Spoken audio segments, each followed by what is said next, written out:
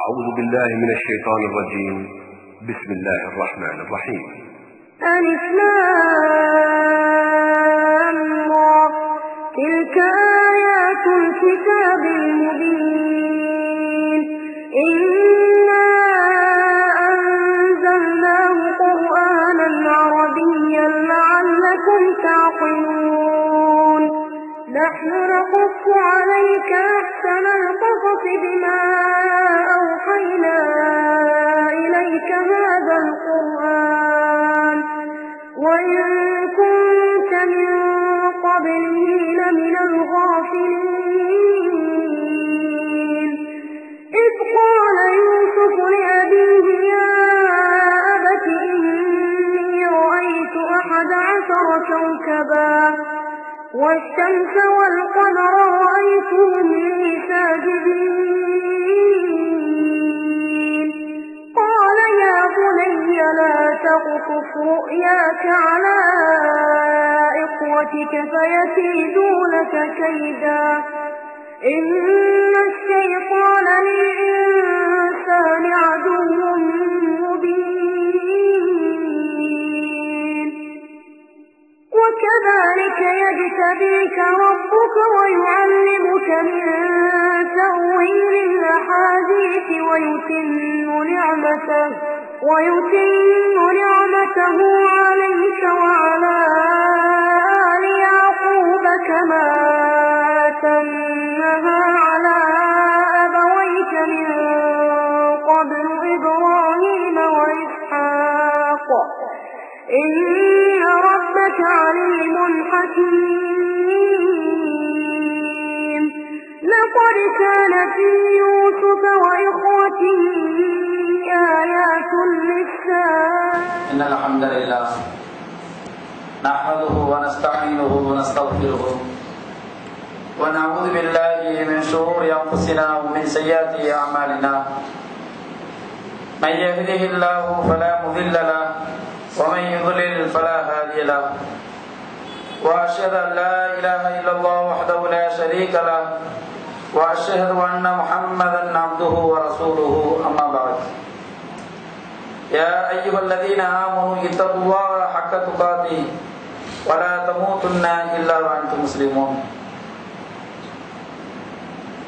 اللهم صل على محمد وعلى آل محمد كما صليت على إبراهيم وعلى آل إبراهيم إنك حميد مجيد اللهم بارك على محمد وعلى آل محمد كما باركت على إبراهيم وعلى آل إبراهيم إنك حميد مجيد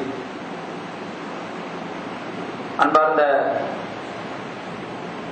சகோதரர்களே,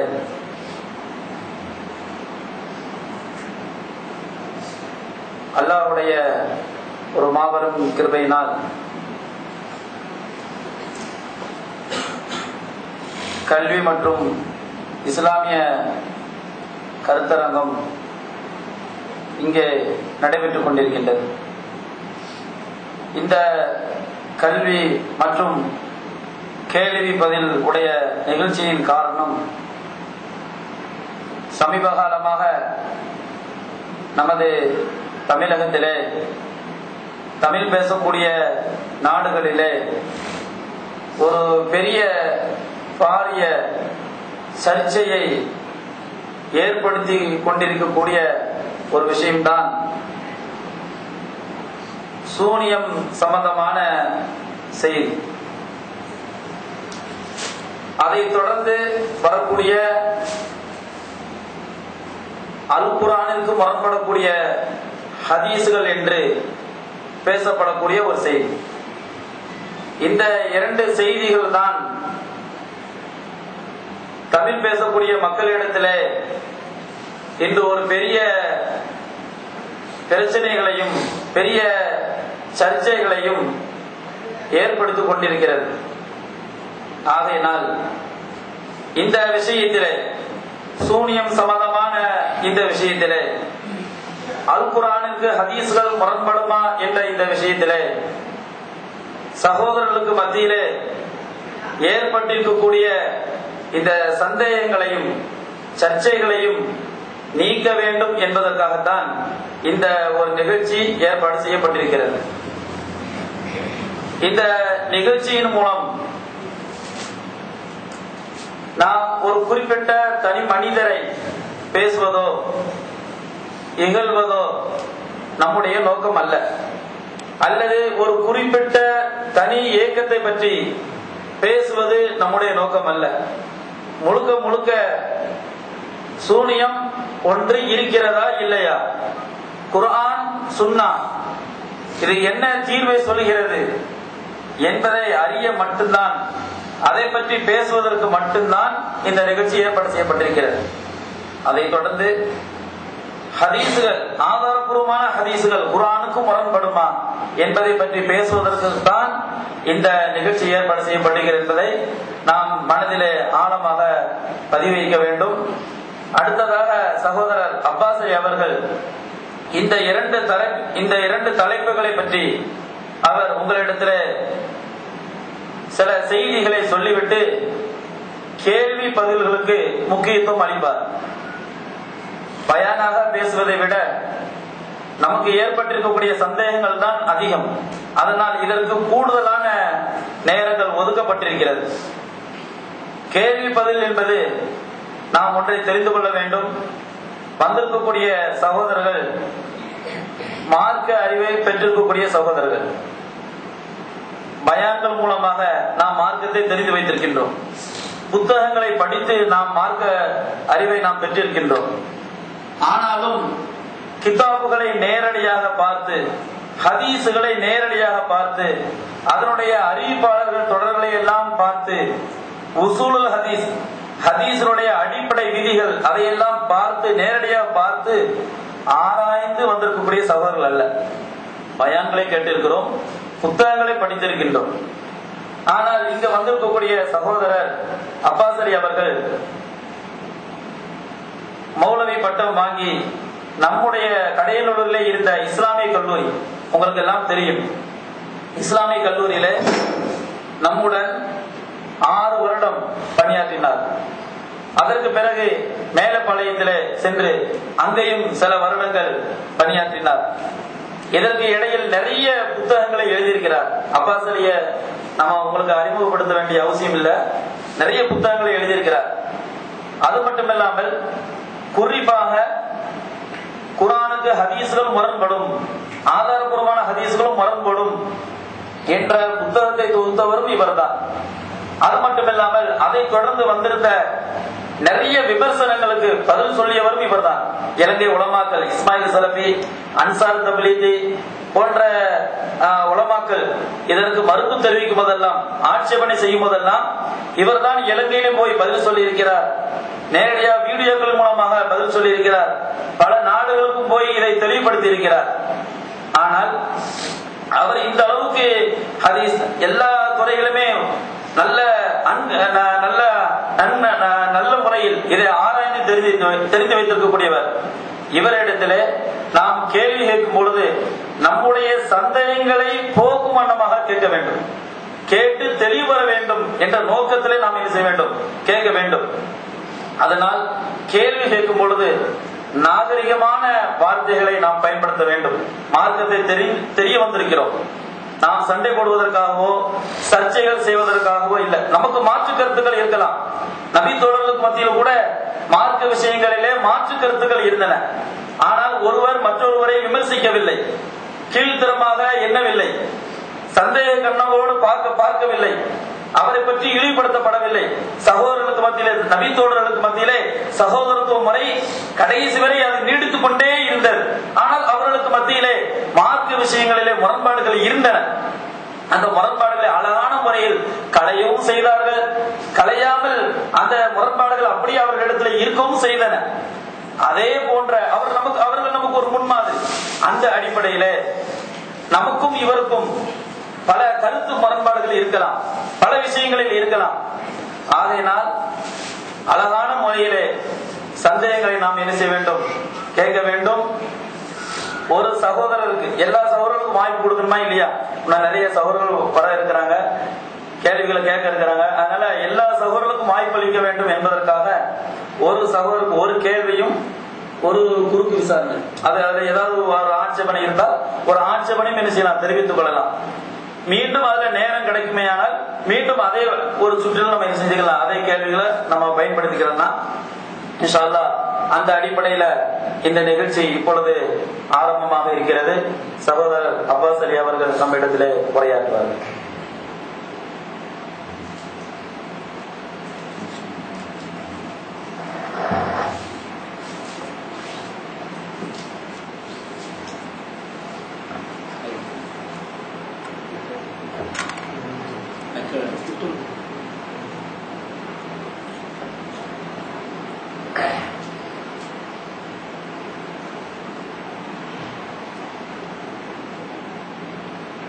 السلام عليكم ورحمة الله وبركاته.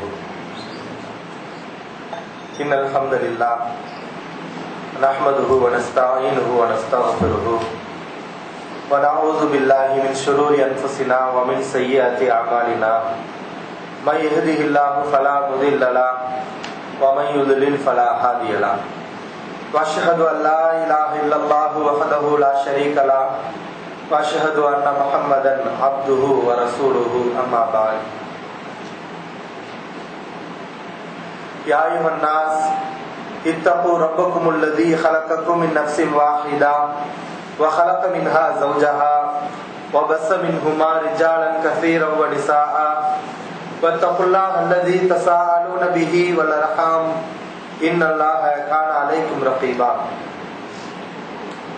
எல்லாம் வல்ல அல்லாஹ்வின் நல்லடியார்களே, அன்பான சகோதரர்களே, அல்லாஹ்வுடைய மார்க்கம் தூய்மையானது.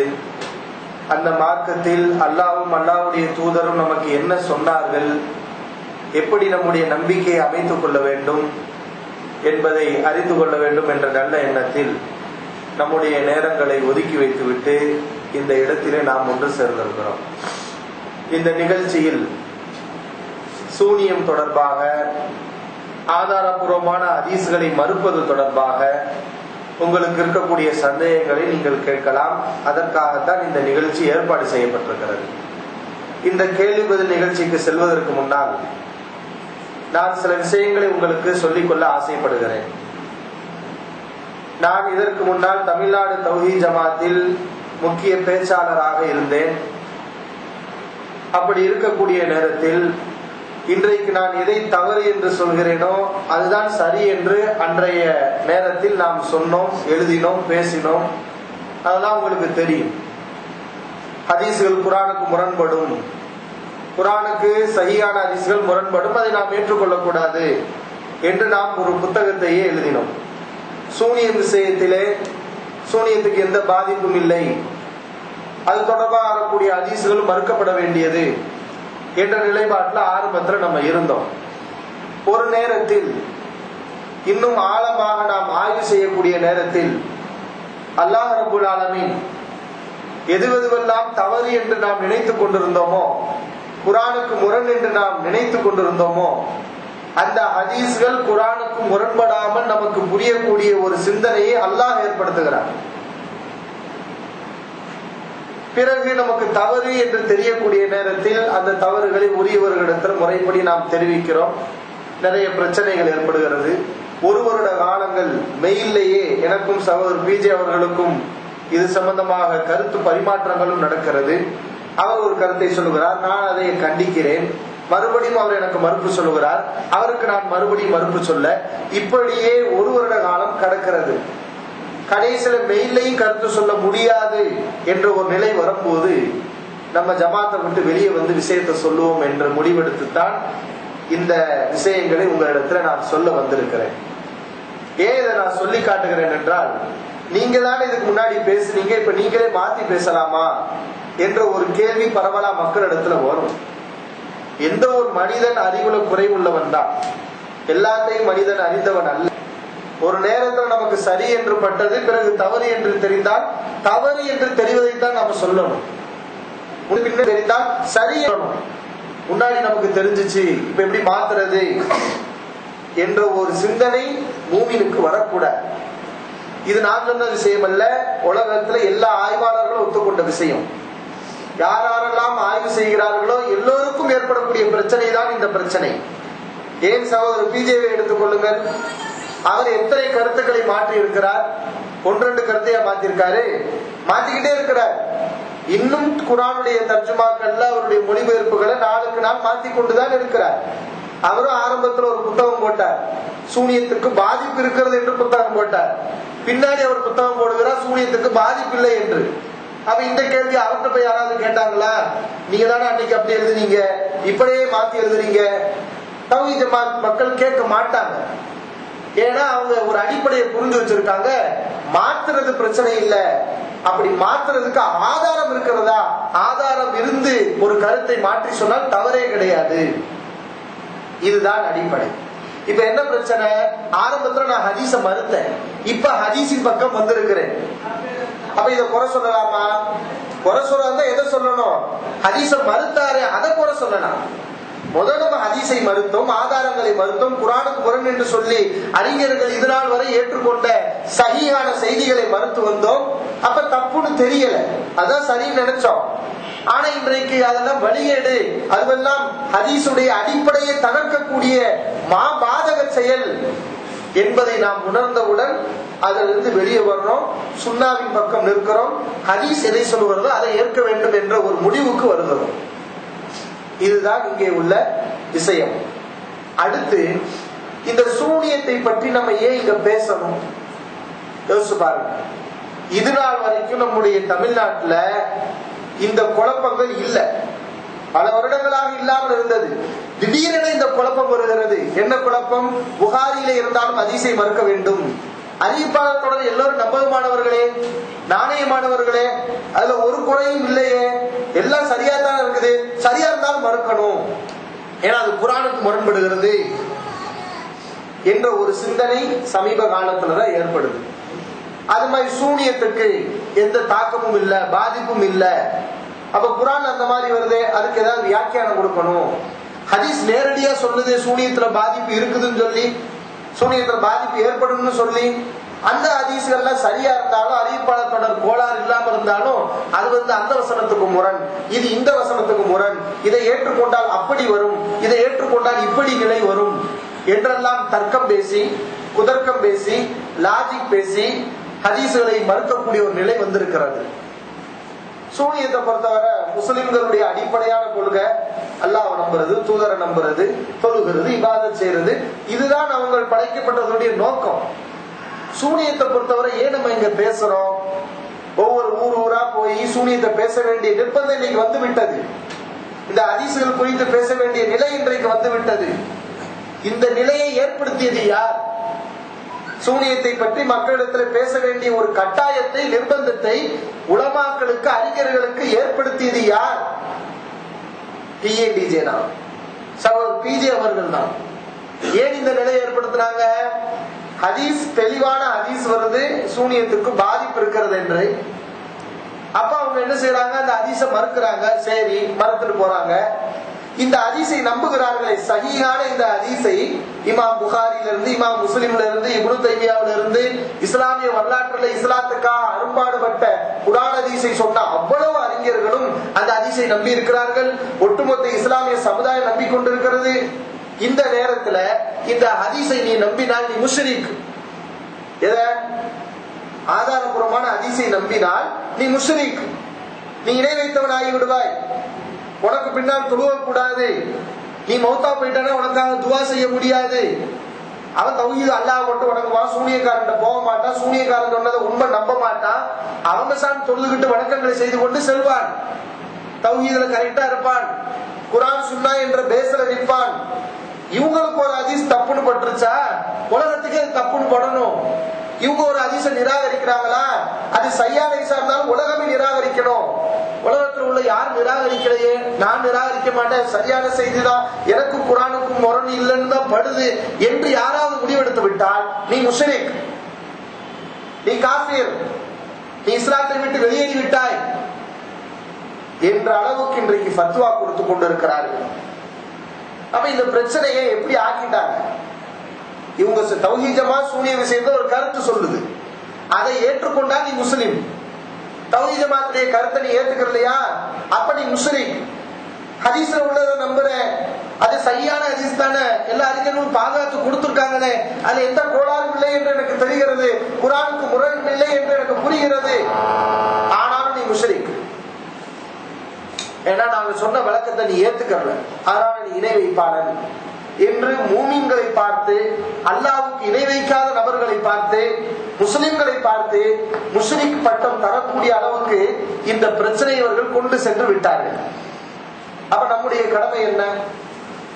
சூனியம்னா என்ன, சூனியத்துல என்ன பாதிப்பு ஏற்படும், அது சம்பந்தமாக அல்லாஹ் ரசூல் என்ன சொல்லியிருக்காங்க, இதை விளக்க வேண்டிய கடமை நமக்கு ஏற்பட்டிருக்கு. அந்த அடிப்படையில தான் இது சம்பந்தமா உங்க இடத்துல பேச நம்ம வந்திருக்கிறோம்.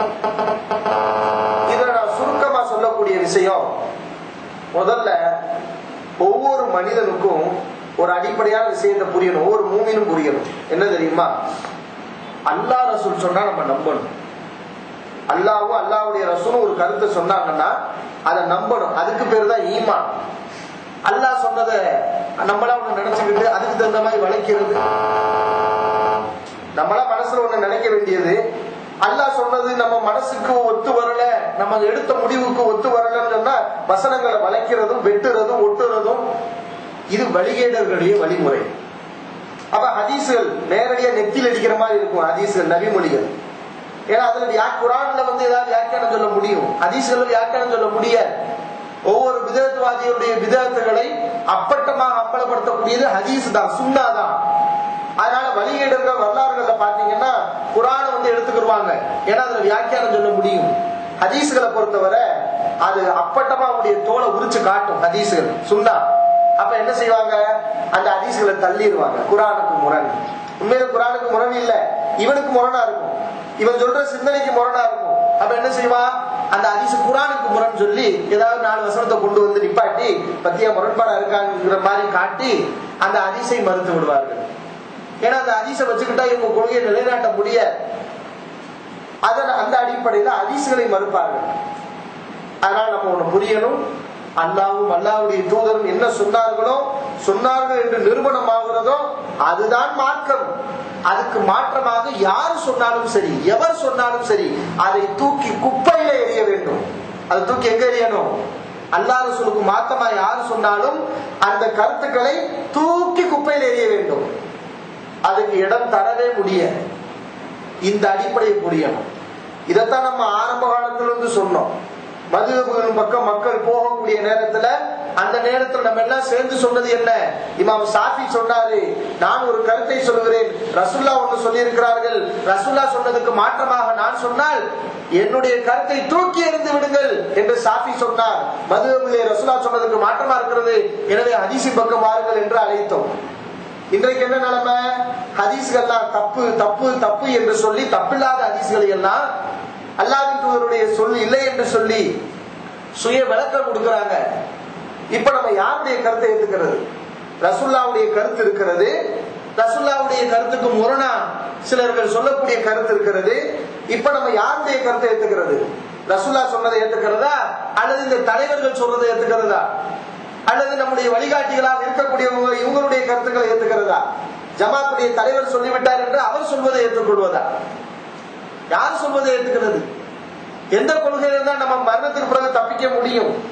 நம்ம கலிமாவில் இருக்கிற என்ன கலிமா? லா இலாஹ இல்லல்லாஹ் முஹம்மது ரசூலுல்லாஹ், முஹம்மது ரசூலுல்லாஹ், ரசூல் ஸல்லல்லாஹு அலைஹி வஸல்லம் அல்லாஹ்வுடைய தூதர். அவங்க சொன்னதை தான் நம்ம ஏற்றுக்கொள்ளணும். ரசூலுல்லாஹ் சொன்னதுக்கு மாற்றமா யாரு சொன்னாலும் சரி, ரசூலுல்லாஹ்வுடைய சொல்லை தகர்க்கிற வேலையை யாரு செய்தாலும் சரி, அவரை நம்ம தூக்கி எறிஞ்சிட வேண்டியதுதான். அவர் நமக்கு மறுமையில உதவ மாட்டார், கபர்ல கேள்விக்கு பதில் சொல்ல மாட்டார். இதை நம்ம அடிப்படையா புரியணும். ஏன்னா இந்த சூனிய விஷயத்துல, ஹதீஸ்கள் விஷயத்துல இன்றைக்கு டிஎன்டிஜே தாயிகள், குறிப்பா சகோதரர் பிஜே யாரோடு மோதுகிறார்? அல்லாஹ்வின் தூதர் ஸல்லல்லாஹு அலைஹி வஸல்லம் மோதுகிறார். ரசூலுல்லாஹ்வுடைய கூற்று இருக்கிறது, இதோட மோதிக்கொண்டு அதை ஏற்றுக்கொள்ள கூடாது என்கிறார்.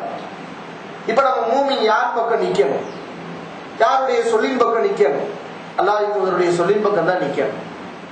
அல்லாஹ் குர்ஆன்ல சொல்றான், ஃபலா வரப்பிக லா யுமினூன், நபியை இவர்கள் ஈமான் கொள்ள முடியாது, ஹத்தா யுஹக்கிமுக ஃபீமா ஷஜர பைனஹும், தங்களுக்கு மத்தியிலே ஏற்பட்ட பிரச்சனையில் உம்மை நீதிபதியாக ஆக்காதவரை இவர்கள் மூமின்களாக ஆகவே முடியாது.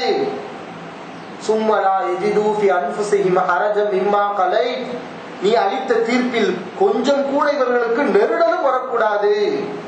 வயுசல்லிமு தஸ்லீமா, அப்படியே கட்டுப்பட்டு விட வேண்டும். யாருக்கு? ரசூலுல்லாஹ் ஒன்னு சொன்னா அதுல நெருடல், இதை எப்படி ஏத்துக்கிறது, இதை எப்படி ஒத்துக்கிறது, இந்த நெருடல் வரக்கூடாது. முழுக்க கட்டுப்படணும். அப்படி கட்டுப்பட்டாதான் நீ முஸ்லிம், அப்படி கட்டுப்பட்டாதான் நீ மூமின். இல்லையா, ரசூலுடைய சொல்லுல உனக்கு நெருடல் வருதா, அதை ஏற்றுக்கொள்ள உனக்கு மனசு வரலையா, நீ மூமினே இல்லை என்று அல்லாஹ் சொல்லி காட்டுகிறான். இதை நம்ம கவனத்துல வைங்க. இன்னும் குறிப்பா இந்த தர்க்கம் குதர்க்கம் இதுவெல்லாம் மக்களுக்கு தெரியாது. மக்களை பொறுத்தவரை அவங்க ஹதீஸ் இருந்தா ஏத்துக்கணும், அல்லாஹ் சொன்னா ஏத்துக்கணும், ஆதாபுரம் நபியில இருந்தா ஏத்துக்கணும் அப்படிங்கிற மனநிலையில போய் கொண்டிருக்கிறார்கள். ஆனால் ஒவ்வொரு ஹதீஸையும் அத பல கோணங்கள்ல அந்த ஹதீஸை நோண்டி அந்த ஹதீஸ்களை விகாரப்படுத்தி அந்த ஹதீஸ்களை விமர்சனம் செஞ்சு மக்களுக்கு அதுல சந்தேகத்தை ஏற்படுத்தி அவையெல்லாம் ஆதாரமே இல்லை என்ற நிலைக்கு மக்களை கொண்டு வந்து இப்படிப்பட்ட ஒரு காரியம் இன்றைக்கு செய்யப்பட்டு கொண்டிருக்கிறது. அப்ப ஹதீஸ்கள் விஷயத்துல இன்னொன்னு நம்ம சிந்திக்க வேண்டிய இன்னொரு விஷயம், நம்ம குறைமதி உள்ளவர்கள். அதை நம்ம புரியும். எல்லாத்தையும் நான் அறிஞ்சவன், எல்லாத்தையும் நான் தெரிஞ்ச ஆளு அப்படின்னு சொல்லி இஷ்டத்துக்கு எல்லாத்தையும் தூக்கி நம்ம விமர்சனம் பண்ணிட்டு இருக்க முடியாது. அல்லாஹ்வுடைய வேத வசனங்களை எடுத்து நம்ம விமர்சனம் பண்ண முடியுமா? எடுத்து இந்த வசனம் இப்படி இருக்குது, இது சரியில்லையே, இது இப்படி வராது, இப்படி வழங்கினால் அப்படி வருமே என்று நம்ம வசனங்களை எடுத்து பேச முடியுமா? அப்படி பேசினா அவன் லூசும்போம், அவனை பைத்தியக்காரன் சொல்லுவோம். என்னடா வசனத்துல உனக்கு என்ன விளையாட்டு?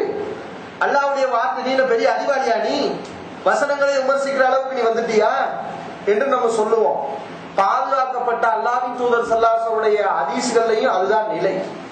அங்கேயும் யார் விமர்சனம் செய்யக்கூடாது.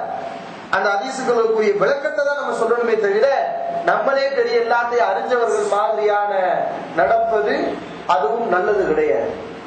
ஏன்னா அல்லாஹ் குர்ஆன்ல சொல்லுகிறான், வமா ஊதீது மினல் இல்மி இல்லா கலீலா, உங்களுக்கு குறைவாகத்தான் அறிவு வழங்கப்பட்டிருக்கிறது.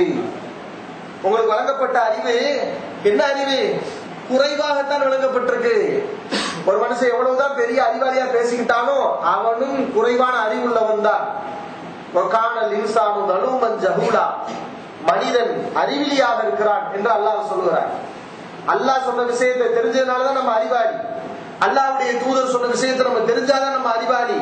அல்லாஹ் சொன்னதை ரசூல் சொன்னதை நிராகரிச்சோம், அவன மாதிரியான முட்டாள் உலகத்துல யாருமே இல்ல, அவன் அறிவாளியே கிடையாது.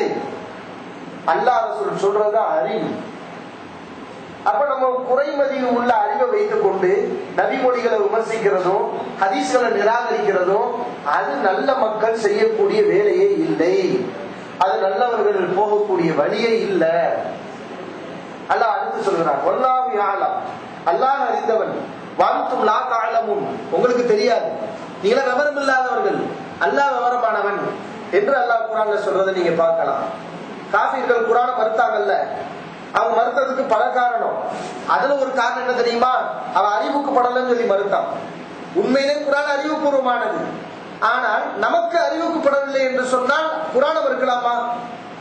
நமக்கு அறிவுக்கு படலன்னு சொல்லி ஹதீஸை மறுக்கலாமா? எல்லாத்தையும் நம்ம அறிஞ்சவ மாதிரி அல்லாஹ் ரசூலுடைய சொற்களை எதிர்த்து பேசலாமா?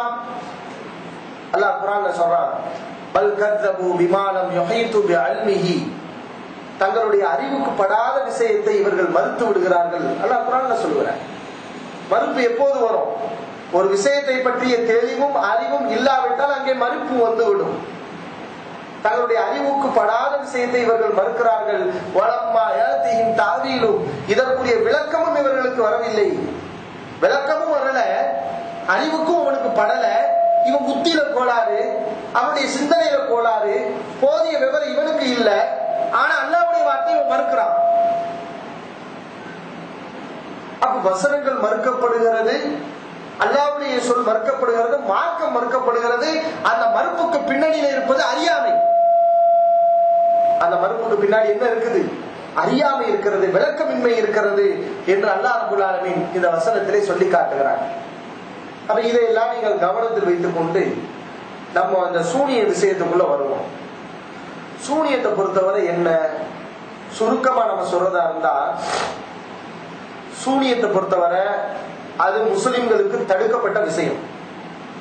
சூனியத்தை பத்தி அதிகமாக முஸ்லிம்கள் பேச முடியாது, அதிகமாக விளக்கவும் முடியாது. ஏன் அல்லாஹ் ரசூல் என்ன சொல்லியிருக்காங்களோ அதைத்தான் சொல்ல முடியும். சூனிய சம்பந்தமா அல்லாஹ்வும் அல்லாஹ்வுடைய ரசூல் நமக்கு என்ன சொன்னாங்களோ அதைத்தான் நம்ம சொல்ல முடியும். அதை தாண்டி வேறு விஷயங்களை நம்ம சொல்ல முடியாது. ஏன் முடியாது? நம்ம என்ன சூனியக்காரங்களா சூனியத்தை பத்தி வளர்க்கறதுக்கு? நம்ம சூனியக்காரங்க கிடையாது. சரி, சூனியத்தை படிக்கலாம்னு அல்லாஹ்வுடைய தூதர் நமக்கு அனுமதி கொடுத்தாங்களா? இல்ல. அது ஹராமானது, அது பாவமானதுன்னு சொல்லி அதை தடுத்து இருக்கிறாங்க. முஸ்லிம்களுக்கு சூனியத்துக்கு மத்தியில டச்சப்பே இல்ல, தொடர்பே இல்ல. அது இந்த மாதிரியான விஷயத்துல நம்ம உள்ளக்கு போய் மூக்க நுழைக்கலாமா? அந்த உள்ளக்க நுழைஞ்சு கிண்டி கிளறலாமா? சூனியம்னா என்ன, சூனியம்னா எப்படி, அது இப்படி நடக்கிறது அப்படி நடக்கிறது அல்லாஹ்வை போல் நடக்கிறது என்று சொல்லி குப்பையை கிளற மாதிரி இதை கிளறலாமா? இதுக்குள்ள நம்ம நுழைஞ்சு ஃபுல்லா ஆய்வு செய்யலாமா? அல்லாஹ் ரசூல் என்ன சொன்னாங்கன்னு ஆய்வு பண்ணு, அது தப்பே கிடையாது. சூனிய சம்பந்தமா அல்லாஹ் என்ன சொல்லியிருக்கான் அதை நீ ஆய்வு பண்ணு. சூனிய சம்பந்தமா அல்லாஹ்வுடைய தூதர் என்ன சொல்லியிருக்காங்க அதை ஆய்வு பண்ணு. சூனியக்காரன் என்ன செய்யறான், சூனியம் எப்படி நடக்குது, இது நமக்கு தேவையானதா? இதுக்குள்ள நம்ம போகணுமா? இது அறிவு நமக்கு வழங்கப்பட்டிருக்கா? அந்த அறிவு தான் நமக்கு வழங்கப்படலையே. அல்லாஹ்வின் தூதர் சூனியத்தை செய்யாத நமக்கு தடுத்துட்டாங்க. சூனியக்காரன் போகாதன்னு சொல்லி இருக்கிறாங்க. அவன் சொல்ற அந்த சூனியத்துல உண்மை நம்பாதுன்னு சொல்லி இருக்கிறாங்க. அப்ப முஸ்லிம்களுக்கு முற்றிலும் தடுக்கப்பட்ட விஷயமா இருக்கக்கூடிய அந்த சூனியத்துல தேவையில்லாமல் உள்ளே நுழைந்து கிளறுவதும் அல்லாஹ்வுடைய தூதருடைய சொல்லுக்கு மாற்றமான சந்தேகங்களை ஏற்படுத்துவதும் ஆபத்தான செயல். அப்ப இதுல என்ன முடிவெடுக்கணும்? அது நமக்கு சம்பந்தம் இல்லாத ஒரு டாபிக். இந்த சூனியம் முஸ்லிம்களுக்கு தொடர்பு இல்லாத விஷயம், அது காஃபிர்கள் செய்யக்கூடிய ஒரு காரியம். அதுல அல்லாஹ்வுடைய தூதர் என்ன சொன்னாங்களோ அதை மட்டும் நான் நம்புவேன். அதை தாண்டி வேறு எதையும் நான் பேச மாட்டேன். வேறு எதையும் பேசுறதுக்கு அறிவு இல்ல, நான் அறிவாளி இல்லதான். அதை ஒத்துக்கணும். போதும் ஒவ்வொரு மனுஷனும் ஒத்துக்கணும். நான் அறிவாளி இல்ல, நான் தெரிஞ்சவன் இல்ல.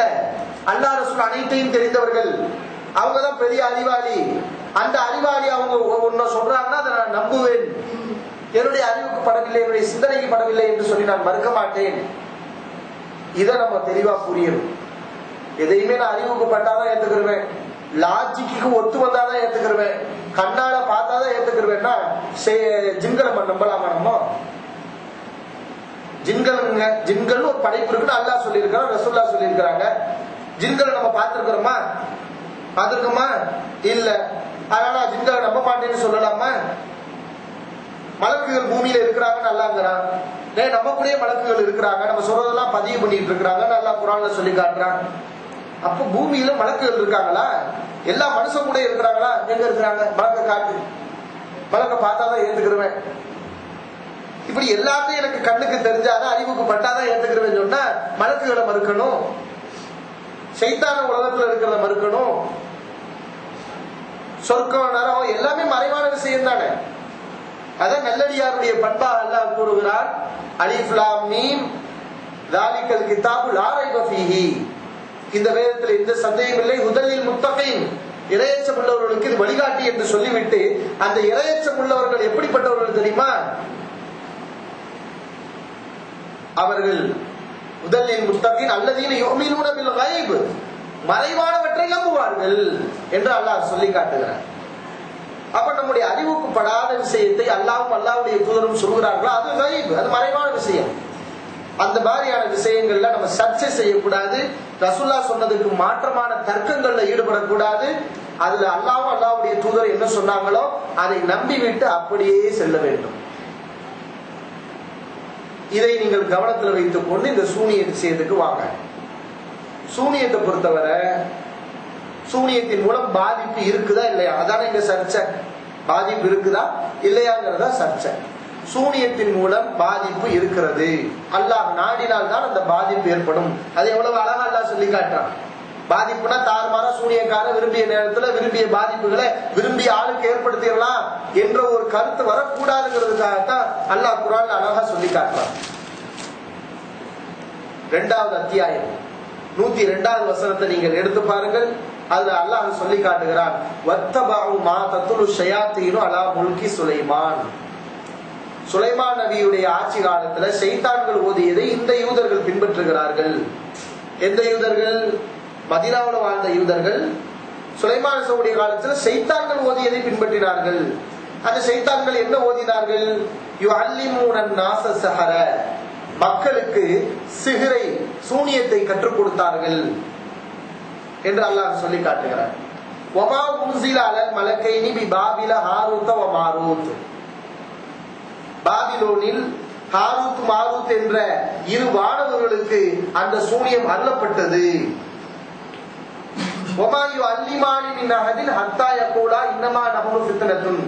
அவர்கள் யாருக்கும் இந்த சூனியத்தை கற்றுக் கொடுக்கும் போதும் நாங்கள் சோதனையாக இருக்கிறோம், பலா தக்ஃபுர், காஃபிராகி விடாதே என்று சொல்லாமல் எவருக்கும் அதை அவர்கள் கற்றுக் கொடுக்கவில்லை. சூனியத்தை ஹாரூத் மாரூத் கற்றுக் கொடுத்தாங்க. எப்ப கற்றுக் கொடுத்தாங்க?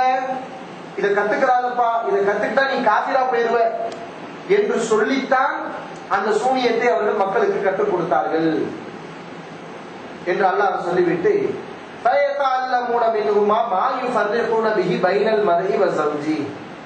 இதன் பிறகுதான் அந்த ஹாரூத் மாரூத்திடமிருந்து கணவன் மனைவிக்கிடையே பிரிக்கக்கூடிய ஒரு விஷயத்தை அவர்கள் கற்றுக்கொண்டார்கள்.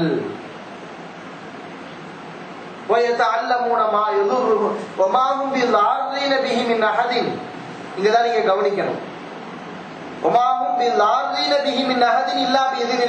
அல்லாஹ்வுடைய அனுமதி இல்லாமல் இதன் மூலம் அவர்கள் யாருக்கும் எந்த தீங்கையும் செய்ய முடியாது என்று அல்லாஹ் சொல்லி காட்டுகிறார்.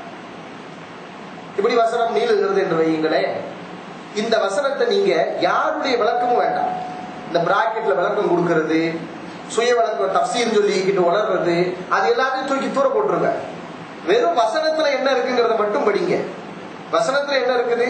மதீனத்து வாழ்ந்த யூதர்கள் சூனியம் செய்தார்கள். மதீனாவுல வாழ்ந்த யூதர்கள் சூனியம் செய்தார்கள். அந்த சூனியம் என்ன சூனியம்? அந்த சூனியத்துக்கு வரலாறு எங்க ஆரம்பிக்குது? எப்படி அந்த சூனிய யூதர்கள்ட்ட வந்துச்சு?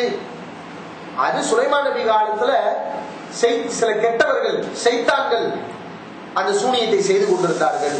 சுலைமான் நபி செய்யல. அதை இப்படி ஃபாலோ பண்ணி இந்த யூதர்கள் சூனியம் செய்கிறார்கள். அவன் தான் மக்களுக்கு சூனியத்தை கற்றுக் கொடுத்தான். அப்ப சூனியத்தை கற்கிறது என்ன? காபிரான செயல். சூனியத்தை கற்றுக்கொண்டு அவன் காபிராகி விடுவான். கஃபருன்னு அல்லாஹ் சொல்றாங்க. யுஅல்லிமூனன் நாஸ ஸஹர, மக்களுக்கு சூனியத்தை கற்றுக் கொடுத்து அவர்கள் காபிராக ஆனார்கள். அப்ப சூனியத்தை கற்பதும் காபிரான செயல். ஹாரூத் மாரூத் இந்த ரெண்டு பேரும் மக்களுக்கு சூனியத்தை கற்றுக் கொடுக்கறாங்க. கற்றுக் கொடுக்கும் போதே சொல்றாங்க, நீங்க காபிரா போயிடாதீங்க, இதை நீங்கள் கற்றுக்கொண்டால் பலா தக்ஃபுர், காபிராகி விடாதே, இதை கத்துக்கிட்டா காபிரா போயிருவ என்று சொல்லுகிறார்கள். படிக்க போறவன் காபிரானாலும் பரவாயில்ல, ஈமான் இறந்தாலும் பரவாயில்ல, அதை நான் படிப்பேன் என்று சொல்லி போய் படிக்கிறான். அப்ப இந்த வசனங்கள்லாம் சூனியம் ஒண்ணு இருக்குது, அது பெரும்பாவம். எப்படிப்பட்ட பாவம் அது? இஸ்லாத்தை விட்டு நம்மை வெளியேற்றக்கூடிய பெரும்பாவம் என்று அல்லாஹ் சொல்லுகிறான். அப்ப அந்த சூனியத்து மூலம் என்ன செய்ய முடியும்?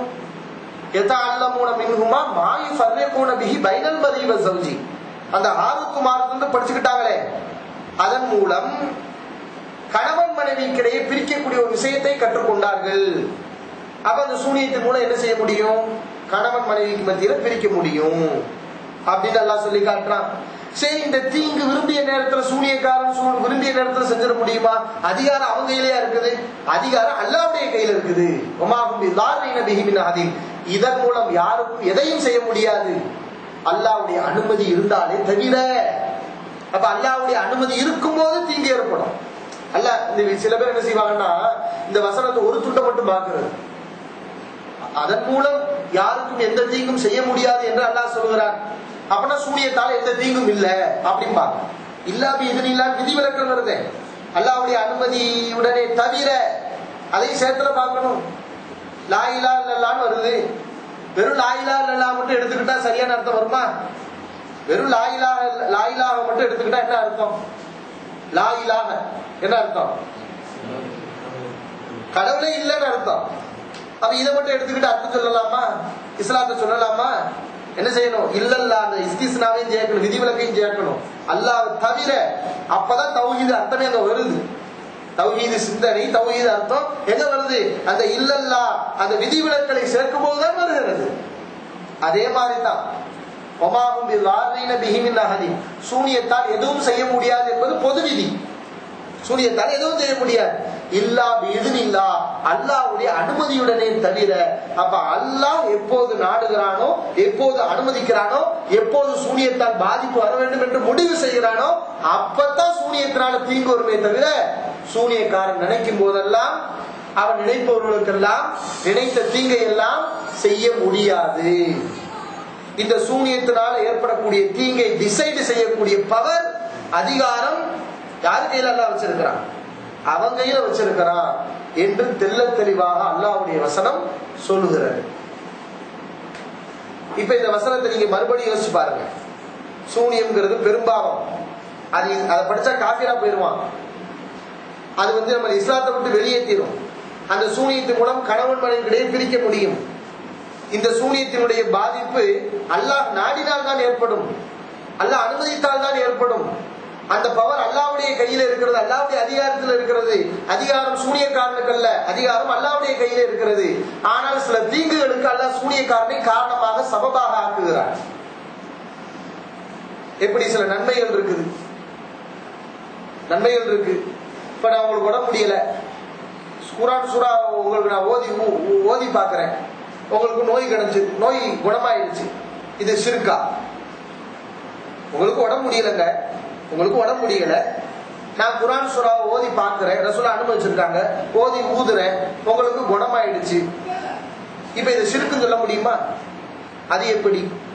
ஒரு மனிதன் இன்னொரு மனிதனுக்கு நன்மை செய்வதாக இருந்தால், ஒன்று ஏதாவது ஒரு ஆப்பிளை தர வேண்டும், அல்லது ஒரு மாத்திரையை தர வேண்டும், அல்லது ஏதாவது மருந்துகளை போட வேண்டும், அப்பத்தான நோய் குணமாகும். அதை விட்டுட்டு இந்த மாதிரியான சில வார்த்தைகளை சொன்னா, வசனங்களை சொன்னா நோய் குணமாகும் சொன்னா இது அல்லாஹ்வுடைய அதிகாரம்ல என்று இதை குழப்பினால் அந்த குழப்பம் சரியா? இப்ப நம்ம இங்க எப்படி முடிவெடுப்போம்? அல்லாஹ் ரப்பல் ஆலமீன் அந்த சிஃபா வச்சிருக்கிறான். மாத்திரை மருந்துங்கிறத உலக கணக்கு, இதுல சிஃபா இருக்குங்கிறது அல்லாஹ் ஆன்மீக ரீதியில நமக்கு வைத்திருக்கிறான். இதுல குணம் இருக்குன்னு வச்சிருக்கிறான். அப்ப நன்மைகள் எப்படி நம்ம அறிவுக்கு புலப்படாத நன்மைகள் இருக்கிறதோ, நம்முடைய சிந்தனைகளுக்கு புலப்படாத நன்மைகள் இருக்கிறதோ, அந்த நன்மைகளை நம்ம செய்து காட்டி செஞ்சுக்கிட்டு நிரூபிக்க முடியுமா? ஒவ்வொரு நோயாளிகள் ஒரு நாத்தியன் கேட்கிறான், அல்லது சூறாவை ஓதி நோயை குணமாக்குன்னு பார்ப்போம். ஒரு ஆளுக்கு ஓதி ஊதுற குணமாக, அவ்வளவுதான் பொய்யா? அல்லது சூறா சிஃபா இல்லையா? அப்போ குலவது பிரபின்னாஸ் பலக்கு ரசூலுல்லாஹ் சொல்லி கொடுத்த அல்லாஹும் அதீமில் பாஸ ரப்பன்னாஸ் அந்த துஆ தான் ஷிஃபா இல்லையா? அப்ப இதெல்லாம் நம்ம எப்படி புரியுறோம்? இது அல்லாஹ் அதுல சிஃபா வைத்திருக்கிறான், அவன் நாடும் போது அது ஏற்படும். அல்லாஹ் இதற்கு நல்லவர்களை காரணமாக்குறான், நல்ல வார்த்தைகளை காரணமாக்குறான். ஒரு நன்மைக்கு, ஒரு மறைமுகமான நன்மைக்கு நல்லவர்களை அல்லாஹ் காரணமாக ஆக்குகிறான், நல்ல வார்த்தைகளை அல்லாஹ்வுடைய சொற்களை அல்லாஹ் சமமாக ஆக்குகிறான். தீமைகளை பொறுத்தவரை நல்லவர்கள் அல்லாஹ் காரணமாக்க மாட்டான். தீமைகளை பொறுத்தவரை கெட்டவைகளையும் கெட்டவர்களையும் தான் அல்லாஹ் காரணமாக ஆக்குவான். எப்படி மறைமுகமான நன்மைகள் இருக்கிறதோ, நம்முடைய சிந்தனைக்கு புலப்படாத அல்லாஹ் ரசூல் சொன்னா நம்புவோங்கிற அடிப்படையில் உள்ள நன்மைகள் இருக்கிறதோ, அதே மாதிரி நம்முடைய சிந்தனைக்கு புலப்படாத மறைமுகமான தீமைகளும் இருக்கிறது. அந்த தீமைகளுக்கு அல்லாஹ் சூனியக்காரனை காரணமாக ஆக்கி இருக்கிறார். இதுதான் விஷயம். அதிகாரம் அல்லாஹ்வுடைய கையில இருக்கிறது. இப்படி குர்ஆன் தெள்ள தெளிவாக சொல்கிறது. இது குர்ஆன் அடிப்படையில் விளக்கம். இந்த வசனத்தை இன்றைக்கு சூனியம் இல்லைன்னு மறுக்கிறாங்கல்ல, சூனியத்துக்கு பாதிப்பு இல்லைன்னு சொல்றாங்கல்ல, குறிப்பா சகோதரர் பிஜே, அவர் மட்டும்தான் இந்த வசனத்தை வைத்து சூனியத்துக்கு எந்த பாதிப்பும் இல்லைன்னு சொல்லி வசனத்துக்கு மாற்று விளக்கம் சொல்லிட்டு இருக்கார். இந்த வசனத்துக்கு மாற்று விளக்கம் சொன்னவர் சகோதரர் பிஜே மட்டும்தான். ஆனா இஸ்லாமிய வரலாற்றுல 1400 வருடங்கள் கடந்திருக்கிறது. எத்தனை வருஷம்? 1400 வருடங்களுக்கு மேல் இஸ்லாம் கடந்து வந்திருக்கிறது. இந்த இஸ்லாமிய வரலாற்றுல குர்ஆன் சுன்னா என்ற அடிப்படையில் வந்த அவ்வளவு அறிஞர்களும் இந்த வசனத்தை அடிப்படையாக வச்சுதான் சூனியத்துக்கு பாதிப்பு இருக்கிறது என்று நம்பி சட்டம் சொல்லி இருக்கிறாங்க, மக்களுக்கு மார்க்கத்தை சொல்லி இருக்கிறாங்க.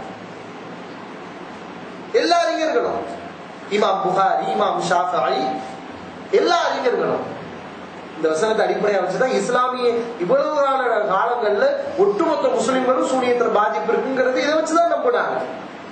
ஆனா பிஜே மட்டும்தான் இந்த கருத்தை சொல்கிறார். அவர் சொல்லக்கூடிய கருத்து இன்னைக்கு சொல்ற நிறைய விளக்கம் சொல்றார். அது எல்லாம் அவராக கண்டுபிடித்த புது புது குழப்பங்கள் தான். புதுசா அவரை கண்டுபிடித்துக் கொண்டது. இதுக்கு குரான்ல ஆதாரம் இல்ல, ஹதீஸ்ல ஆதாரம் இல்ல. இது நாள் வரைக்கும் வந்த ஒரு அறிஞர் கூட இந்த கருத்தை சொல்ல. இன்னைக்கு இந்த வசனத்துக்கு இவர் சொல்லக்கூடிய இந்த விளக்கத்தை எத்தனை தஃசீர்கள் இருக்கு? தஃசீர்கள் எத்தனை இருக்குது தெரியுமா? குரானுக்கு எத்தனை தஃசீர் இருக்குது? 63 தானா? அது இருக்குது, லட்சக்கணக்கில் இருக்குது, ஆயிரக்கணக்கில் இருக்குது. தஃசீர்களே எடுத்துக்கொண்டீங்கன்னா பெரிய லைப்ரரியை நீங்க வைக்கலாம். இப்படி குரானுக்கு எத்தனையோ விரிவுரைகள் தஃசீர்கள் இருக்கு. அந்த தஃசீர்கள்ல சரியான கருத்துக்கள் இருக்கும், பல தவறான கருத்துக்கள் இருக்கும். ஆனா இன்னைக்கு பிஜே சொல்றாரு, இந்த விளக்கம் இஸ்லாமிய வரலாற்றுல ஒரு தஃசீர்ல கூட கிடையாது. ஏதாவது ஒரு தஃசீர்ல ஒரு மூலையில யாராவது ஒரு சொன்னதா இருக்குதா? இல்ல, எங்கேயுமே இல்ல.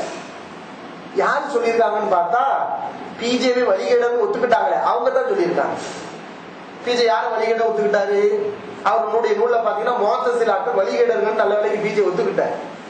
ஏன்னா இனிமே மாத்தலாம், மறு ஆய்வுங்கிற பேர்ல முஅத்தஸிலாவும் நல்லவங்க தான், அவங்களும் குர்ஆன் சுன்னாவுல உள்ளவங்க தான், எங்க கருத்தை சொல்லியிருக்காங்கன்னு மாத்தலாம்.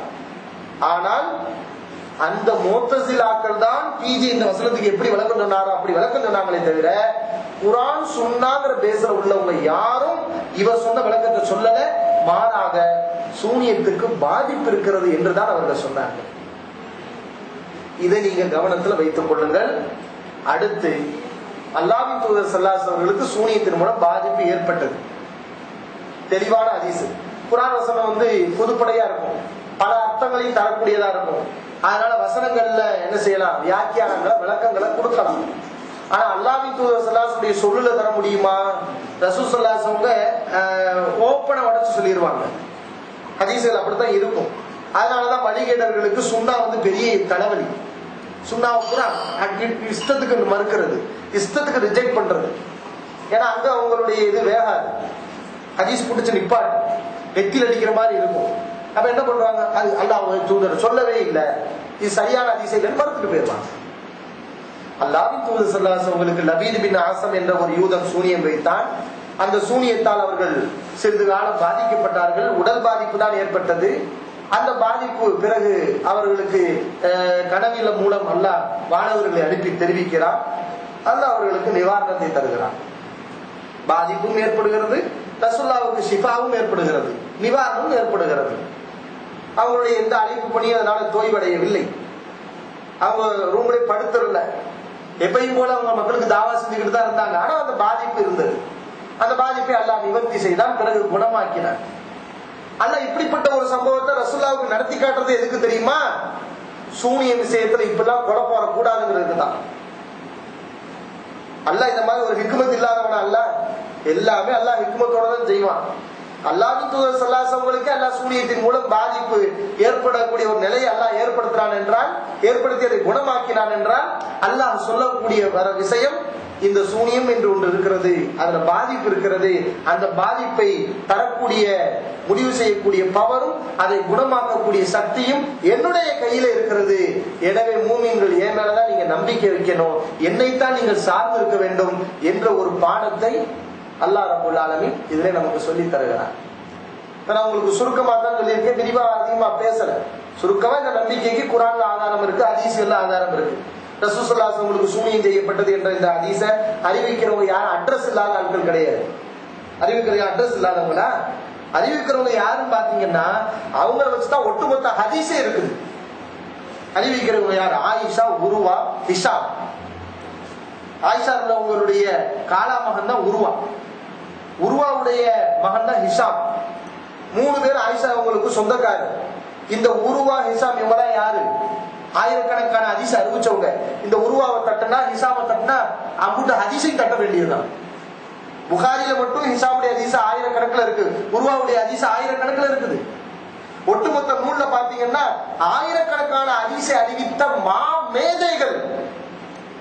மாமேதைகள் வழியாகத்தான் இந்த ரசூலுல்லாஹி அவங்களுக்கு சூனியத்தின் மூலம் பாதிப்பு ஏற்பட்டது என்ற ஹதீஸ் வருகிறது.